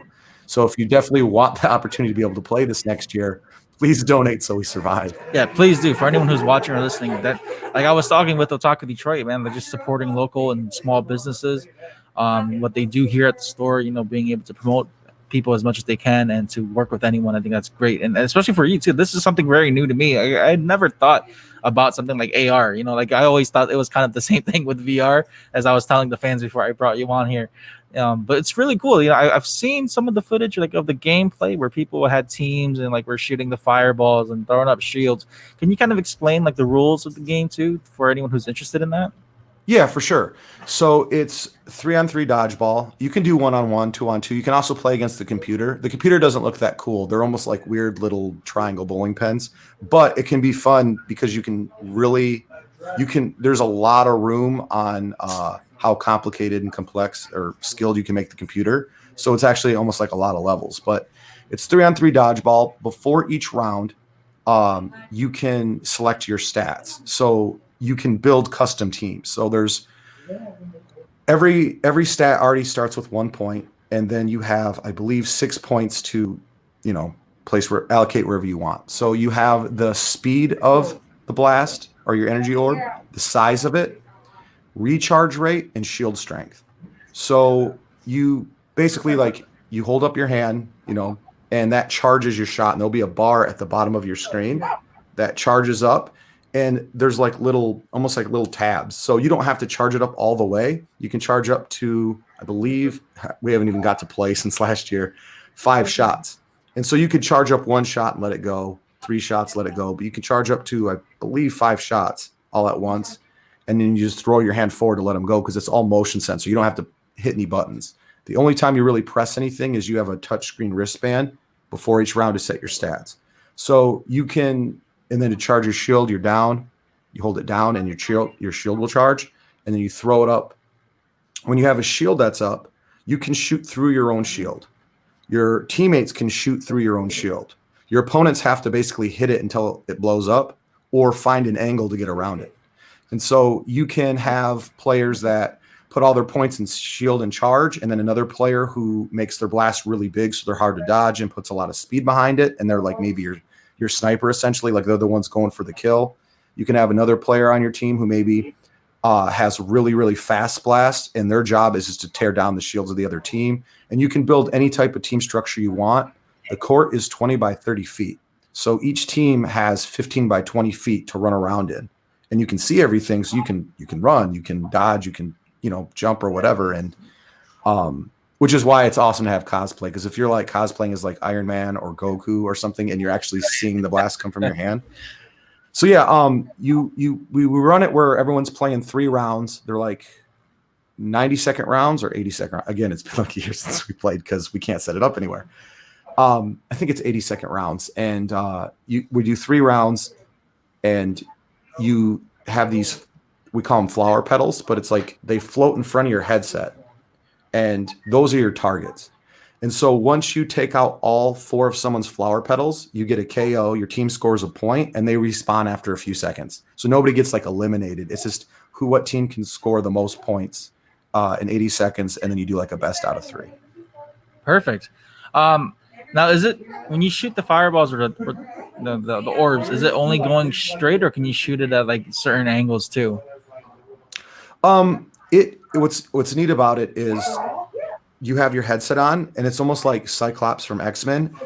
There's a scope in your headset, and wherever your headset is aiming, that's where it's going to go. So it's going to be straight, but you can do diagonals. It's just wherever you're looking. Oh, perfect. Okay. And so as long as it reads your throw, one of my employees, when he plays, for whatever reason, he just likes to throw like this, but it reads. So it'll come out wherever he's looking.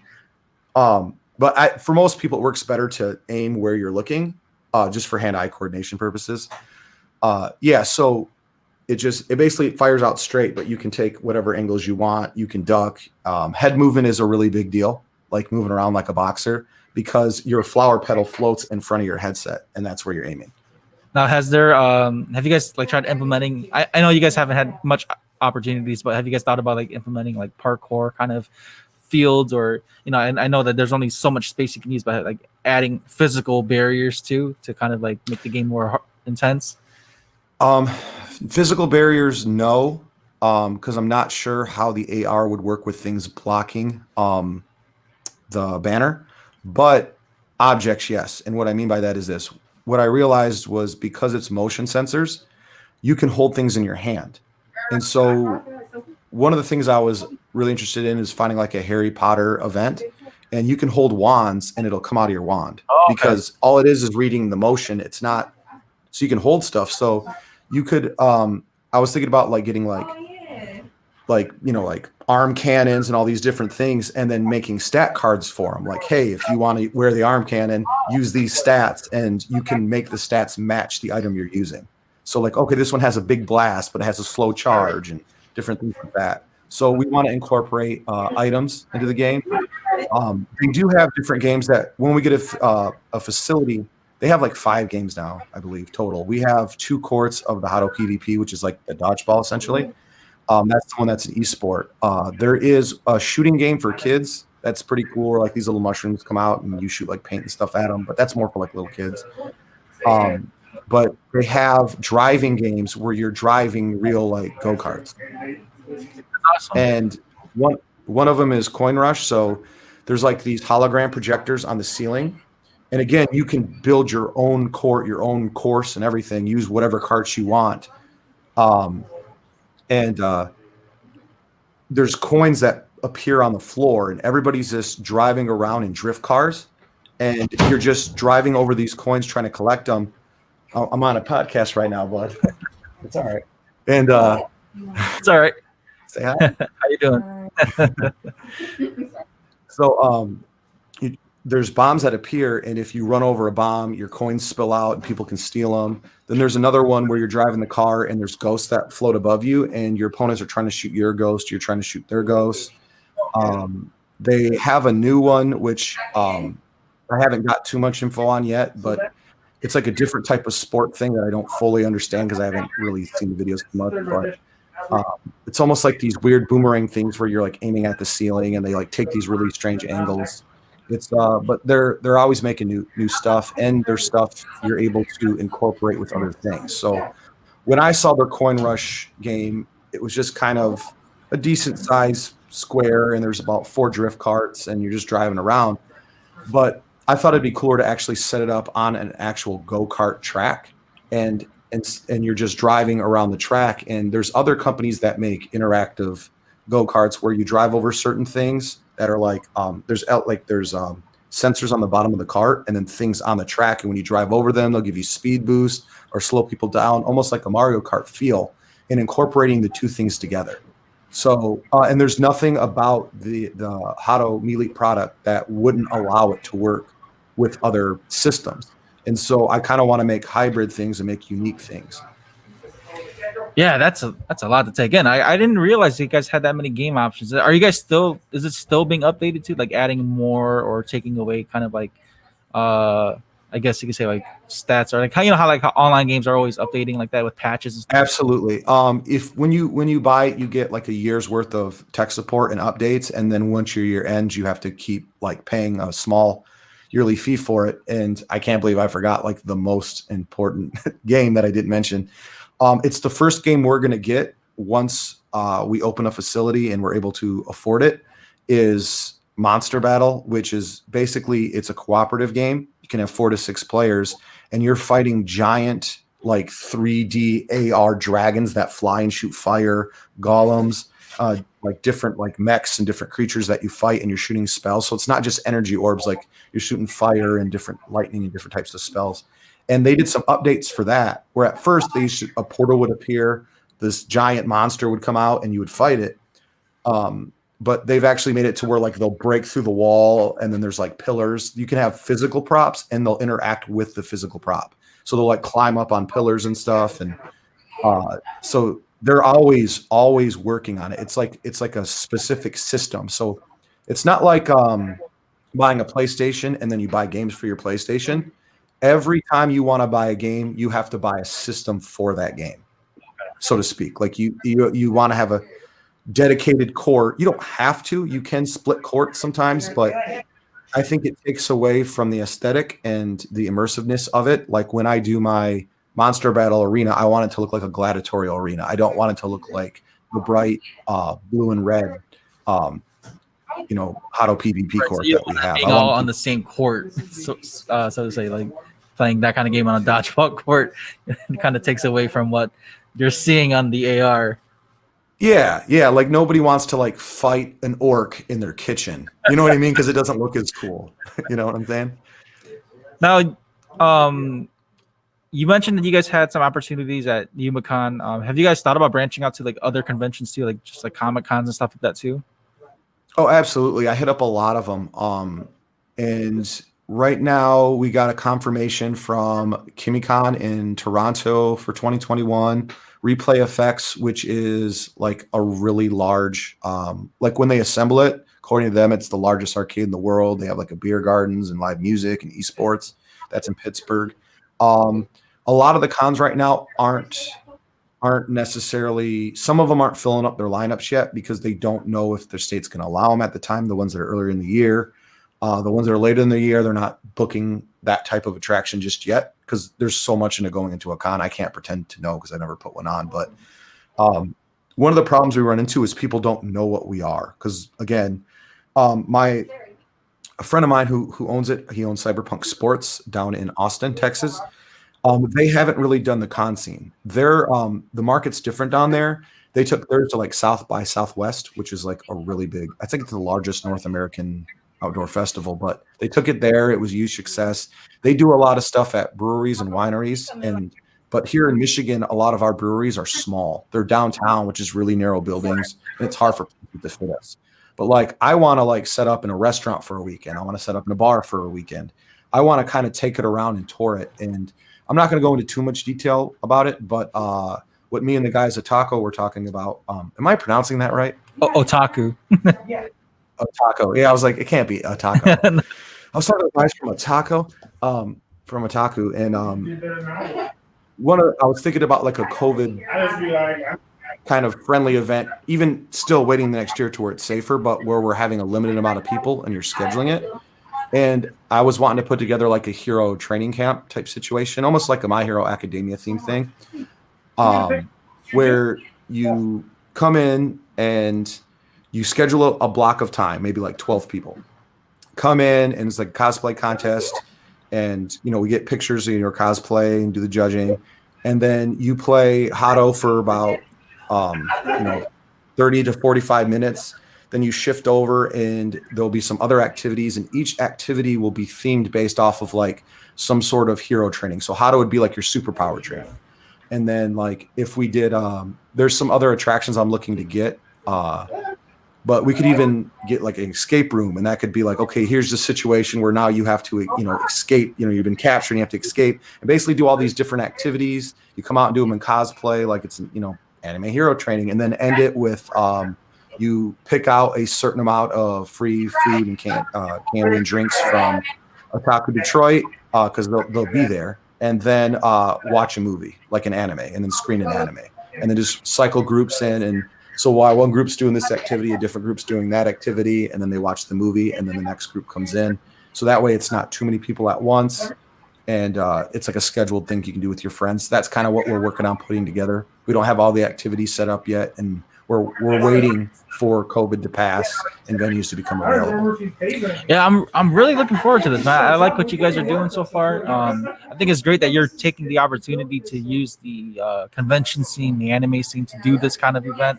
And it definitely makes sense. I mean, like, it's really cool to see how, your thoughts on, using this gaming system with how people see, watching anime and stuff like that, and feel like they're in that kind of environment. But yeah, man, I can't wait to see more of what you have, man. Hopefully, with COVID and stuff like that, hopefully things pass for you guys, and hopefully I want to see you guys grow. But yeah, Mike, I'm gonna kind of wrap this up a little bit here, but thank you for your time and for being on this live stream, dude. And I look forward to your content. And again, if you want to do like a full episode with me, let me know. I can mark a date down for you sometime in December if you want to. We could talk more about this stuff, and make a full episode just about Nebula Amusements too. That's awesome, man. I'm down 100%. I thought I wasn't sure if I did a bad job, because I'm sure you can see it in my eyes, but I'm super tired. I work nights, and then I had to get up early, get some stuff done. And I was like, I got to be back in time to do the podcast. So, yeah, I think this is a great introduction for you, man. Thank you for even reaching out to me. It really shows, and I'm glad that, again, we were able to do this through Otaku Detroit too. So make sure anyone who's watching or listening, make sure you guys check out Otaku Detroit. Make sure you guys follow Nebula Amusements. Do you have like a Facebook page for Nebula Amusements at all? Yeah, facebook.com/Nebula Amusements. We're on Instagram as well. I haven't been able to do much advertising because we haven't had any income. So my Instagram following is super weak. So definitely follow us on Instagram, Nebula Amusements, and check out our website. Sign up for our emailing list to see when events are. And if you want to see us at a con, like if you're going to a particular con and you want us to be there, message that con. Lots of times on social media, they ask, what do you guys want to see? Let them know you want to see Hado AR, HADO, Hado AR, Nebula Amusements. And, you can say AR Dodgeball, and they should be able to find us that way. That would be greatly appreciated. Yeah, that'll be perfect. And I'm just sharing the Nebula stuff right now. Give me a few seconds here. It's all good. Yeah, I see the Facebook one. Yeah, I'm looking up the Instagram one right now, and I'm actually following your guys' content right now too. So, and that way, I'm supporting you guys too. And again, your website, I have that on here too. Make sure you guys check them out, and also if you feel, please help donate to their cause too, because I know a lot of their funds that was supposed to be for you guys, it was used for to pay for debt. So please help fund this local business too, and especially from Michigan. You got to support these Michigan businesses. And I can't, again, like I've said, I can't wait to see what you guys have in store, and hopefully everything goes well for you guys. Mike, thank you for your time, man. And again, I'll contact you soon. That way we can set up an actual day to record, and I'll dedicate an episode for you guys by the end of this year too. Thanks, man. I appreciate it. I appreciate you taking the time. All right, thank you so much, man. Have a good one. You too. Bye. All right, so that was Nebula Amusements, and that was Mike Castro, one of the contacts there. Again, as you heard, he has a lot of stuff planned for this business here, and make sure to check out their Facebook and their Instagram accounts and support them as well. I literally just liked their Facebook pages and their Instagram pages, so follow them, support them, and make sure you check out their website here, nebulaamusements.com. But yes, so that was Mike Castro again. Make sure you guys support him, and continue to support local businesses in Michigan as well. Now, I do have one more guest here before I wrap things up here for the live podcast event.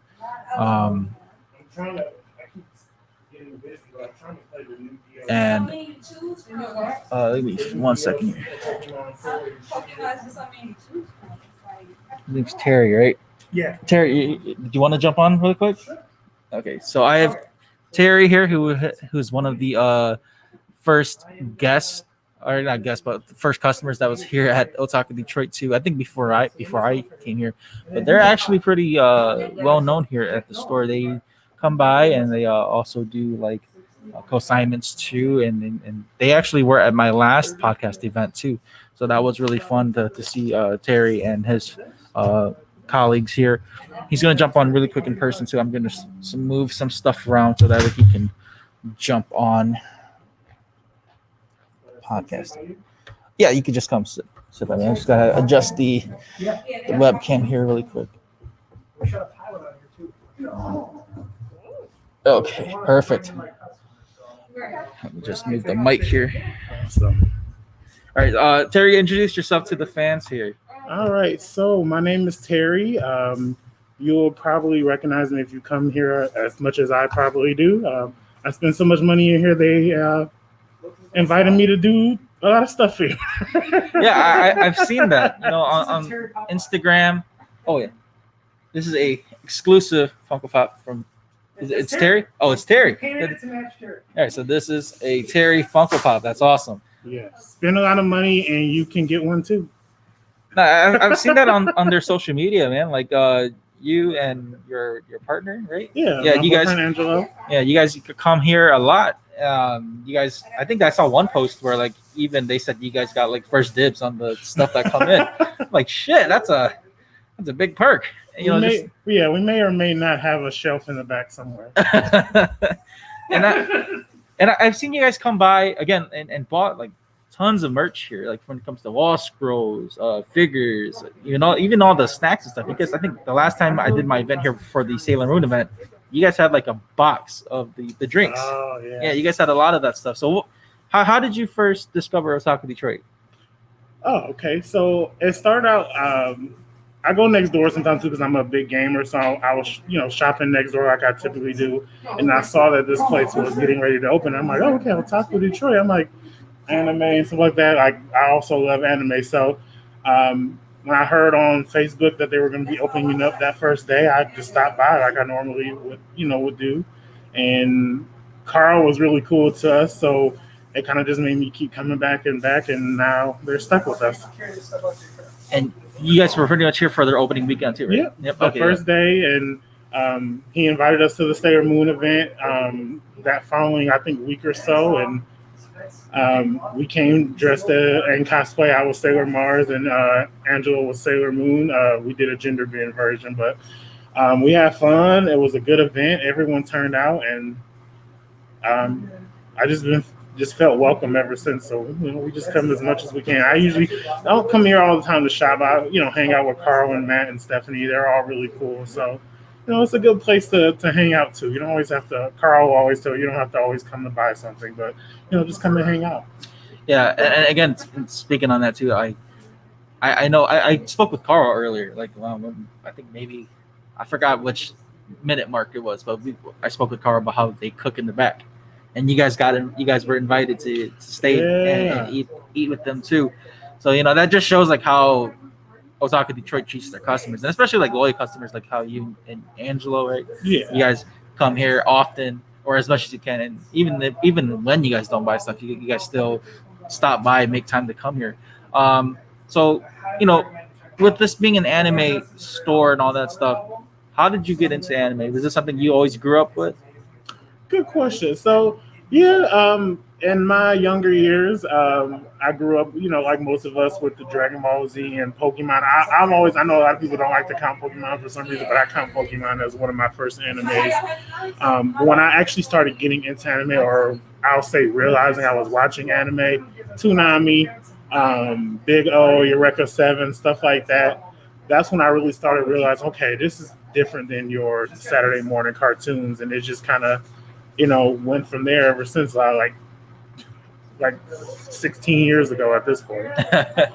Yeah, same for me. I was a big. I grew up with the Pokemon, Dragon Ball Z, even card captors. Sakura, Sailor Moon is a big one. So you can't deny that one. That was. She speaks for herself. That's why I didn't even mention it.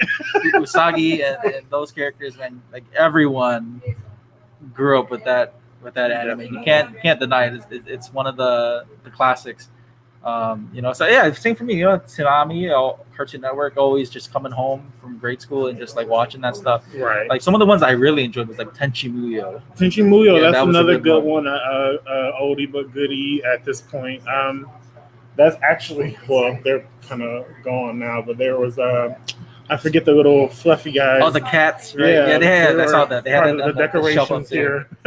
Yeah, there's that's Stephanie's, one of Stephanie's favorites, I believe. That was her decoration contribution. Yeah, there was that. And then, you ever got into Gundam Wing at all? Oh yeah, Gundam definitely. Wing was a good one. G Gundam. Yep. Gundam C. C, There's so many series of it. So many. Like, yeah.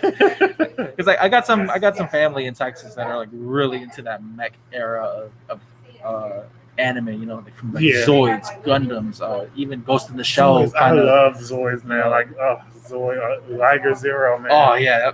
Like I heard rumors a few years ago like they were gonna make a comeback with that anime, but I don't know if it ever happened. Probably, yeah. I wouldn't be mad at that. I think that first series was already good enough. Even though I love Liger Zero, you like the Zoids. You got to give it up though. The best character in that show, the referee bot. He doesn't take crap. Always got to deal with those crazy, evil referees. But yeah, he was kind of my favorite. Just one of the commentators here. What's up, Alex? Thanks for joining in. What are your thoughts on UbiCon canceling? Was that something you were looking forward to this year? It was something I was very much looking forward to. I've been going to UbiCon since 2009. Oh, wow. So I've never really missed one as far as unless it was something like this, technically. So I knew deep down it was going to happen because of, the situation with COVID. A few cons I wanted to go to were canceled. So I kind of felt UbiCon was going to go the same route just because it didn't really get better like it should have gone, but I was hoping the same thing too. Like for me, I haven't had much UbiCon experience. I've been to it like once or twice. My experiences were okay, because I was coming off like that Comic-Con hype, with all meeting all the TV actors and stuff. So like anime conventions for me at that time, they were just going there to see artwork and all that stuff. But now that I'm more into anime this year and the end of last year, I was really looking forward to UbiCon this year because I think it's like the 40th or 45th year. Yeah, it was like some big number. It was a big milestone because I think it was. I was looking forward to that. I even bought like the VIP pass? The platinum? Yeah, see, I bought that. I did that one.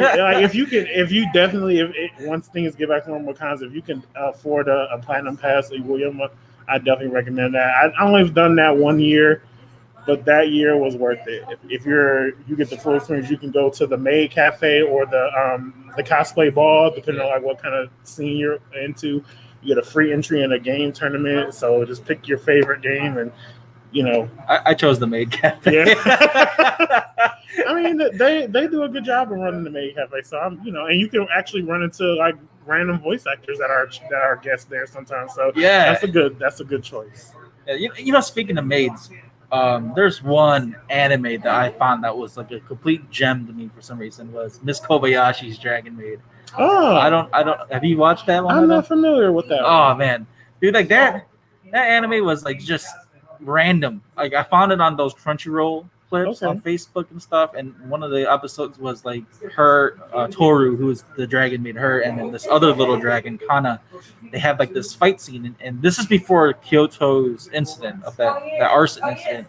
So I'd never heard of them before that, and their animation was spectacular. I'm just like, what anime is this? Like, it's goofy, it's funny, it's very slice of life type thing, and that's something that I wasn't into. That I watched this season, which is only like 12 episodes, and they announced season 2 for next year. I was hooked. I've never liked animes like that before. Yeah. So is it on Crunchyroll? Yes. Okay, I can check it out then. I do have Crunchyroll. It's a very lighthearted, slice of life themed anime. I mean, low key, it's really just a story about same-sex couple raising a child. That's what it really is.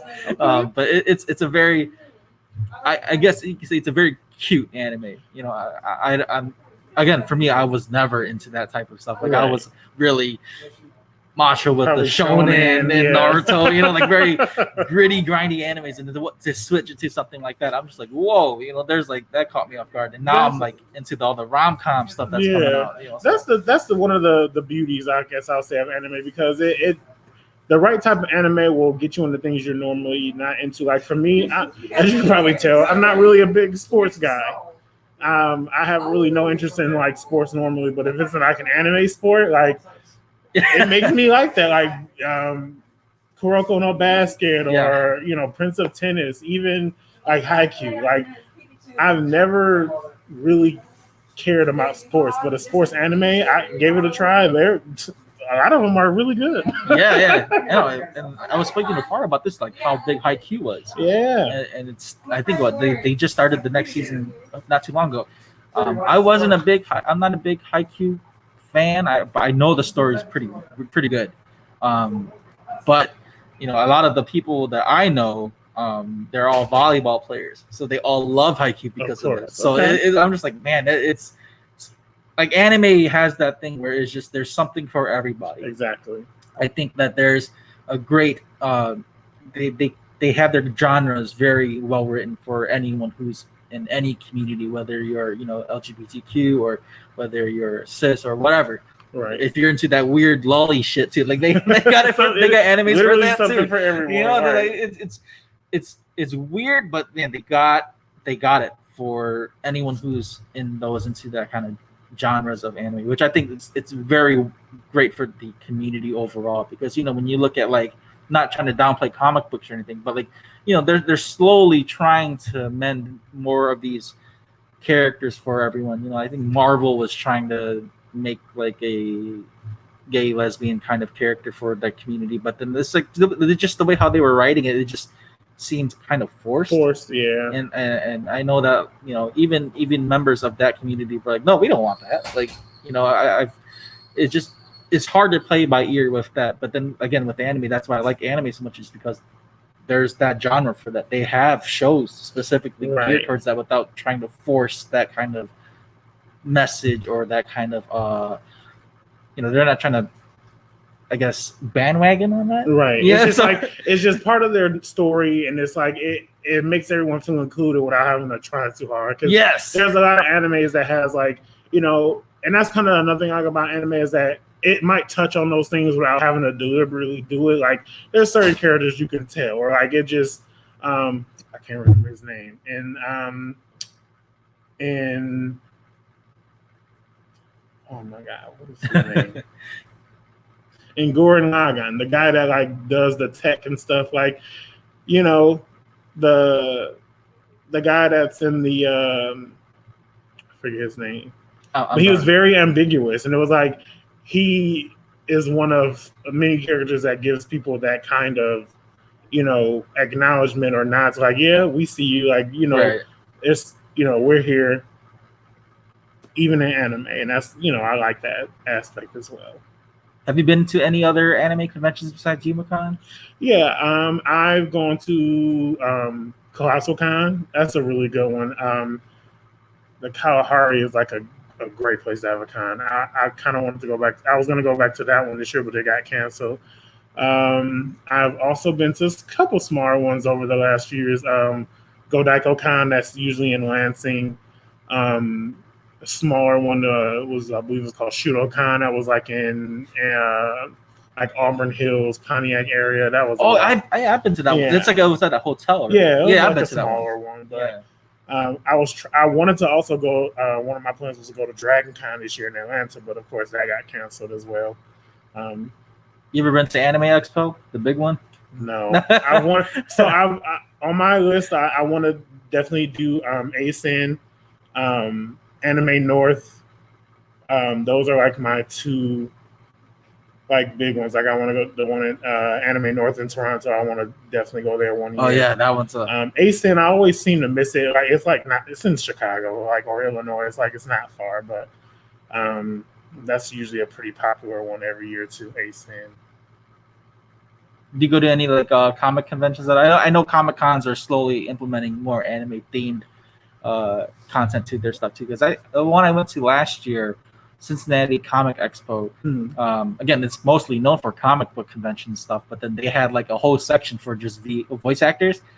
They had the English voice actor for Bakugo there, so there was like a whole anime My Hero group there. It was crazy, and you know I think with anime being on the scene now, with like I was speaking to Cara earlier about like how athletes are now more into anime, or like you know with guys like RDC and Griffey and Caleb City, these guys are like really promoting anime on their content. You know, so like it's growing like crazy, and yeah, I think it's really cool to see like conventions do that too. But then with specific anime conventions though, do you feel like do you just want to go to just that, or do you want to like experience other conventions that kind of have that too?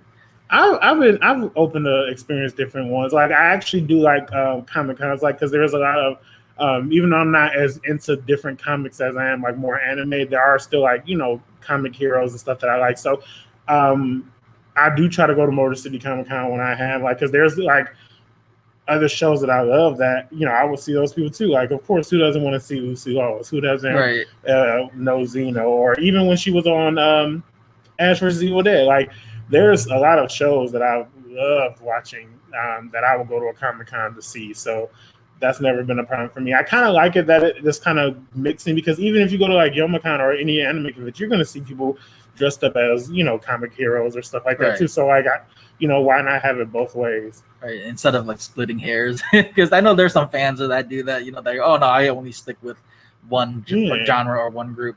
But on that too, do you like the smaller conventions more, or do you like the bigger ones? Because like for me, I've gone to several big conventions, and it does get hectic sometimes. Like before COVID, like it's there's just so many people. But then with smaller conventions, it feels like you can kind of breathe more. Yeah. So I mean, there may not be as much stuff to do, but it's just like you can go for one day and not worry about like trying to spend the whole weekend there. Right. Well, I guess sometimes it kind of depends on your mood because I know a lot of friends or people that I know they go to conventions for different reasons. So I guess it depends on like if the panels are good or like what you're actually going for. Sometimes small conventions can be better, but if you're like how I used to be when I was like going like to my Youmacon the first couple of years, it's like, all right, I'm in the game room most of the time. So that might have been like, big conventions are better, but I think it just depends on that. If I'm going somewhere by myself or like it's just me and, one other person, but I typically have like my con group, I call it, that we typically the same people go. So we, generally like the big ones it's better for us to like, make a weekend or a trip out of it. Right. And sometimes the group cosplays, ideas come a little bit better when you get more people. Yeah, that's a big thing too, like group cosplays and stuff. I had there's some people I know that went to Youmacon as the Kages from Naruto. Yeah. Yeah, so they dressed up as that. I know you and your friend, you said you go with the group, so have you guys ever done like a group cosplay theme at all, like going to conventions? Well, I'm still kind of getting my cosplay feet wet, so to speak, so I'm kind of getting some things together, but my boyfriend and his friends have done a couple of cosplays themselves together, like Last year there were some My Hero. There was he was Bakugo. We do have a couple plans like for this Halloween actually. When they have the Halloween the costume contest, he's going to be Hawk and I'm going to be Endeavor, so we're going to do that. Oh, nice. We had couple things in the works, so I'm trying to just get myself out there. The only time I really ever cosplay, because I'm not really crafty myself, so I've always had to like look through, get help from other people. So I've only ever really cosplayed like Ash from Pokemon, like Very simple a few stuff. years ago. So I'm just trying to get myself in there now. But yeah, definitely a lot of group things in the work. To go off of your ensemble, we have a Demon Slayer. Yeah, that's cosplay in the works. With Tanjiro and his sensei. And Shinobu, so like our friends that we're trying to get some things together. So yeah. Okay, now that you brought up Demon Slayer, I'm a huge fan of Demon Slayer. What were your thoughts when they had to switch the movie dates to next year? Because I know they dropped it a little over a week ago in Japan, but then that was actually supposed to be the time for us to watch it too. Yeah, it's funny though. Like I've seen a lot of people making memes like trying to find it pirated or something, like me downloading a virus on my computer trying to watch the new Demon Slayer movie. But I mean, it is what it is. Like after what's been happening this year, it doesn't really surprise me. Even like with the other movies, like the Pokemon movie, because I was one of those people that ended up getting a ticket through, even though I wasn't going to be able to go see the Pokemon movie, I just wanted the free code for the Pokemon. But that got pushed back so much, so I kind of expected that. But as long as it gets done right and it's something we can enjoy, I can wait for anything.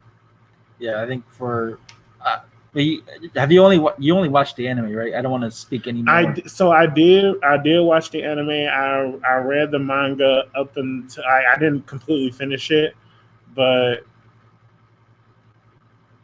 one of my friends kind of spoiled it already. So I'm just like, yeah. That's like the worst thing on social media, man. Like because anime is getting so hot now. So Demon Slayer spoilers are everywhere on Facebook, man. Like I had a cousin who was on he had to like deactivate his Facebook just because he ran into like back-to-back spoilers. And for me, I finished the Demon Slayer manga, but still like just seeing how quickly people were so ready to spoil it. All right. And then I'm currently really into the anime Rent a Girlfriend.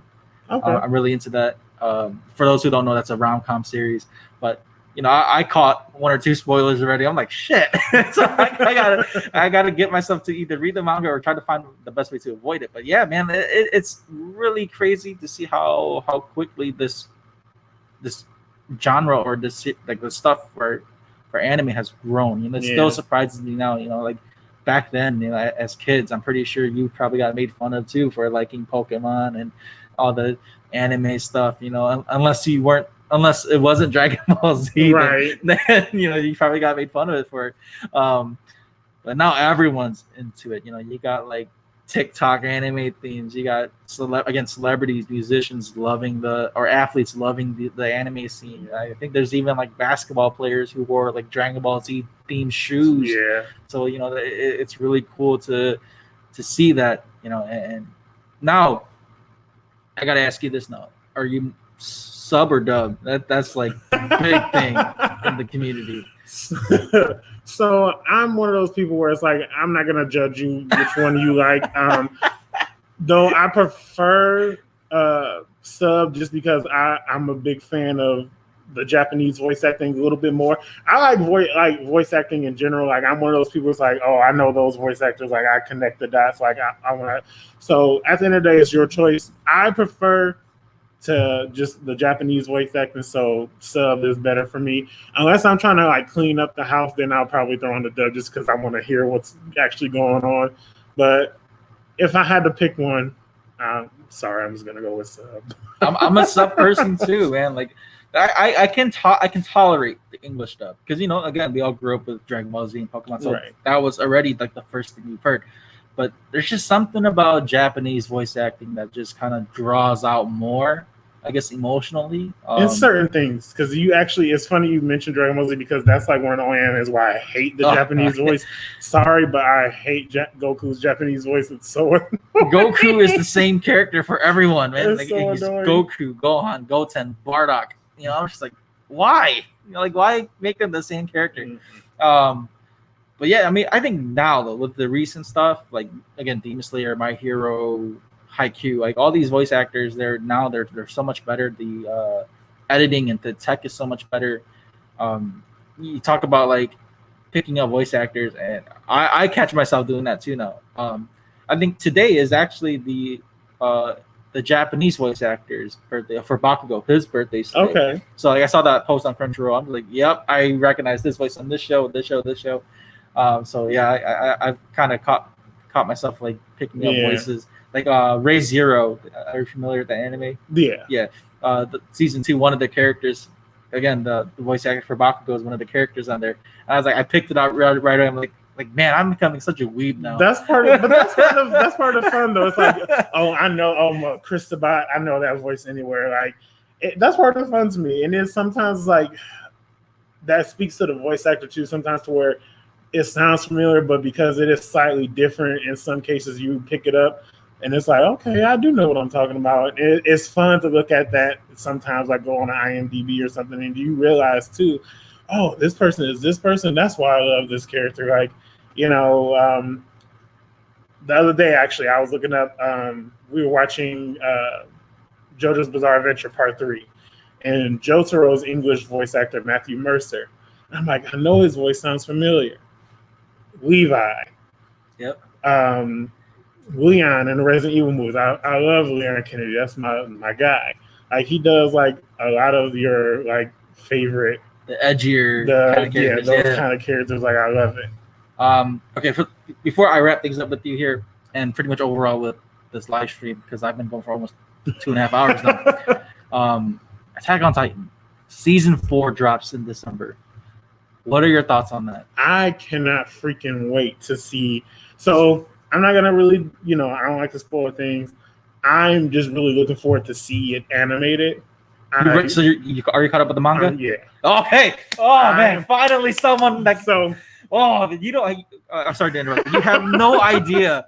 Like I have no friends that are caught up with the manga. So I'm just by myself reading the Attack on Titan manga, hyping it up on Facebook, and I'm just like, no one is hyped with me right now. And it's just like I really just cannot wait to see how they animate it. Like that's part of things, like because I'm not as much as I used to just because I don't have a lot of time. But I was really big on reading manga just to finishing it, just because I'm the type of person I'm like I want to know what happens next. If I can read the manga and learn and finish the rest of it, I'm gonna do that. But there's still certain parts or some things where it's like, God, I can't wait to see how they animate this, or I want to see it animated. So I get it, but yeah, I cannot wait for season 4. I'm ready with Crunchyroll, ready to go.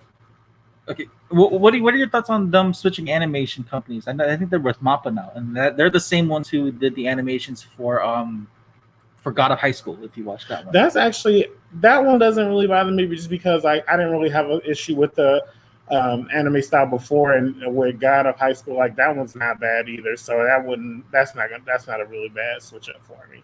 Yeah, I mean, it looks a little bit more like they're going to do more action sequences with this season, especially where they're in the manga right now too. But yeah, I'm excited for it. But okay, so no spoilers, right? Since you're caught up with the manga, no spoilers. We're not going to say who. But what was your thoughts on the most recent death? Well, I can't say I was surprised, only just because I've learned to treat Attack on Titan as Game of Thrones, so to speak. So you don't want it to happen, but it's like, it may have. It could happen at any time. Like that's what my cousin told me too. Like with Demon Slayer characters too, he's like, don't stand anyone. Like he's like, because you don't know who they're gonna write off, and that's like it's funny because I've accepted that with Attack on Titan. I'm like, all right, so don't stand anyone. Yeah, don't stand anyone. But with Demon Slayer, I was standing characters left and right, and then I'm not gonna say who, but then there are like the ones that you'd expect or that you think would survive and they don't. So but it just for me it was just really weird because like with Attack on Titan, I think it's just the setting because Attack on Titan's already like apocalyptic sort of. Right. So I've already come to terms with like, all right, so if they kill off this character, I'm not going to be surprised. I mean, if you didn't get that lesson from Attack on Titan after episode 3, I don't know what right. I mean, before we knew what happened, like you thought that was the end. So I don't put it past that anime at all to do anything it does. Yeah, I just really can't believe that they're pretty much near the end. Like it's still a hard pill to swallow for me because I as much as I love Demon Slayer and My Hero and stuff, like Attack on Titan's the one that made me like that shock factor. You know, like he gave me that. Oh, it shit. was one of those. Yeah, I think it gave a lot of people that oh shit factor. Yeah, you know, it's like from the first 5 episodes, I was hooked, and it's sad. Well, for me, I feel sad that it's ending because I don't want this great series to end, but I know that it has to, and you know, I don't want it to be like those animes that get drawn out. Yeah, as long as it can end with, you know, if you're satisfied with the story or if you want to say goes out with dignity, I say just let it happen. You can always, you know, watch it again or, you know. Right, relive it. Yeah. Okay, so last question for you, man. Again, Terry, thank you for being a guest on this podcast for this last segment here. But last question, again, Attack on Titan themed. Do you think Levi is going to die? Because that's the one that everyone, anime, manga fans, are contemplating. I don't, only because I would say I hope not, just because of, you know, fan service, of course. But again, like I said earlier, I want to put it past anyone to die in this anime. I would say, me personally, I mean, of course, who doesn't love Levi? I mean, but my heart would only hurt if, you know, Mikasa.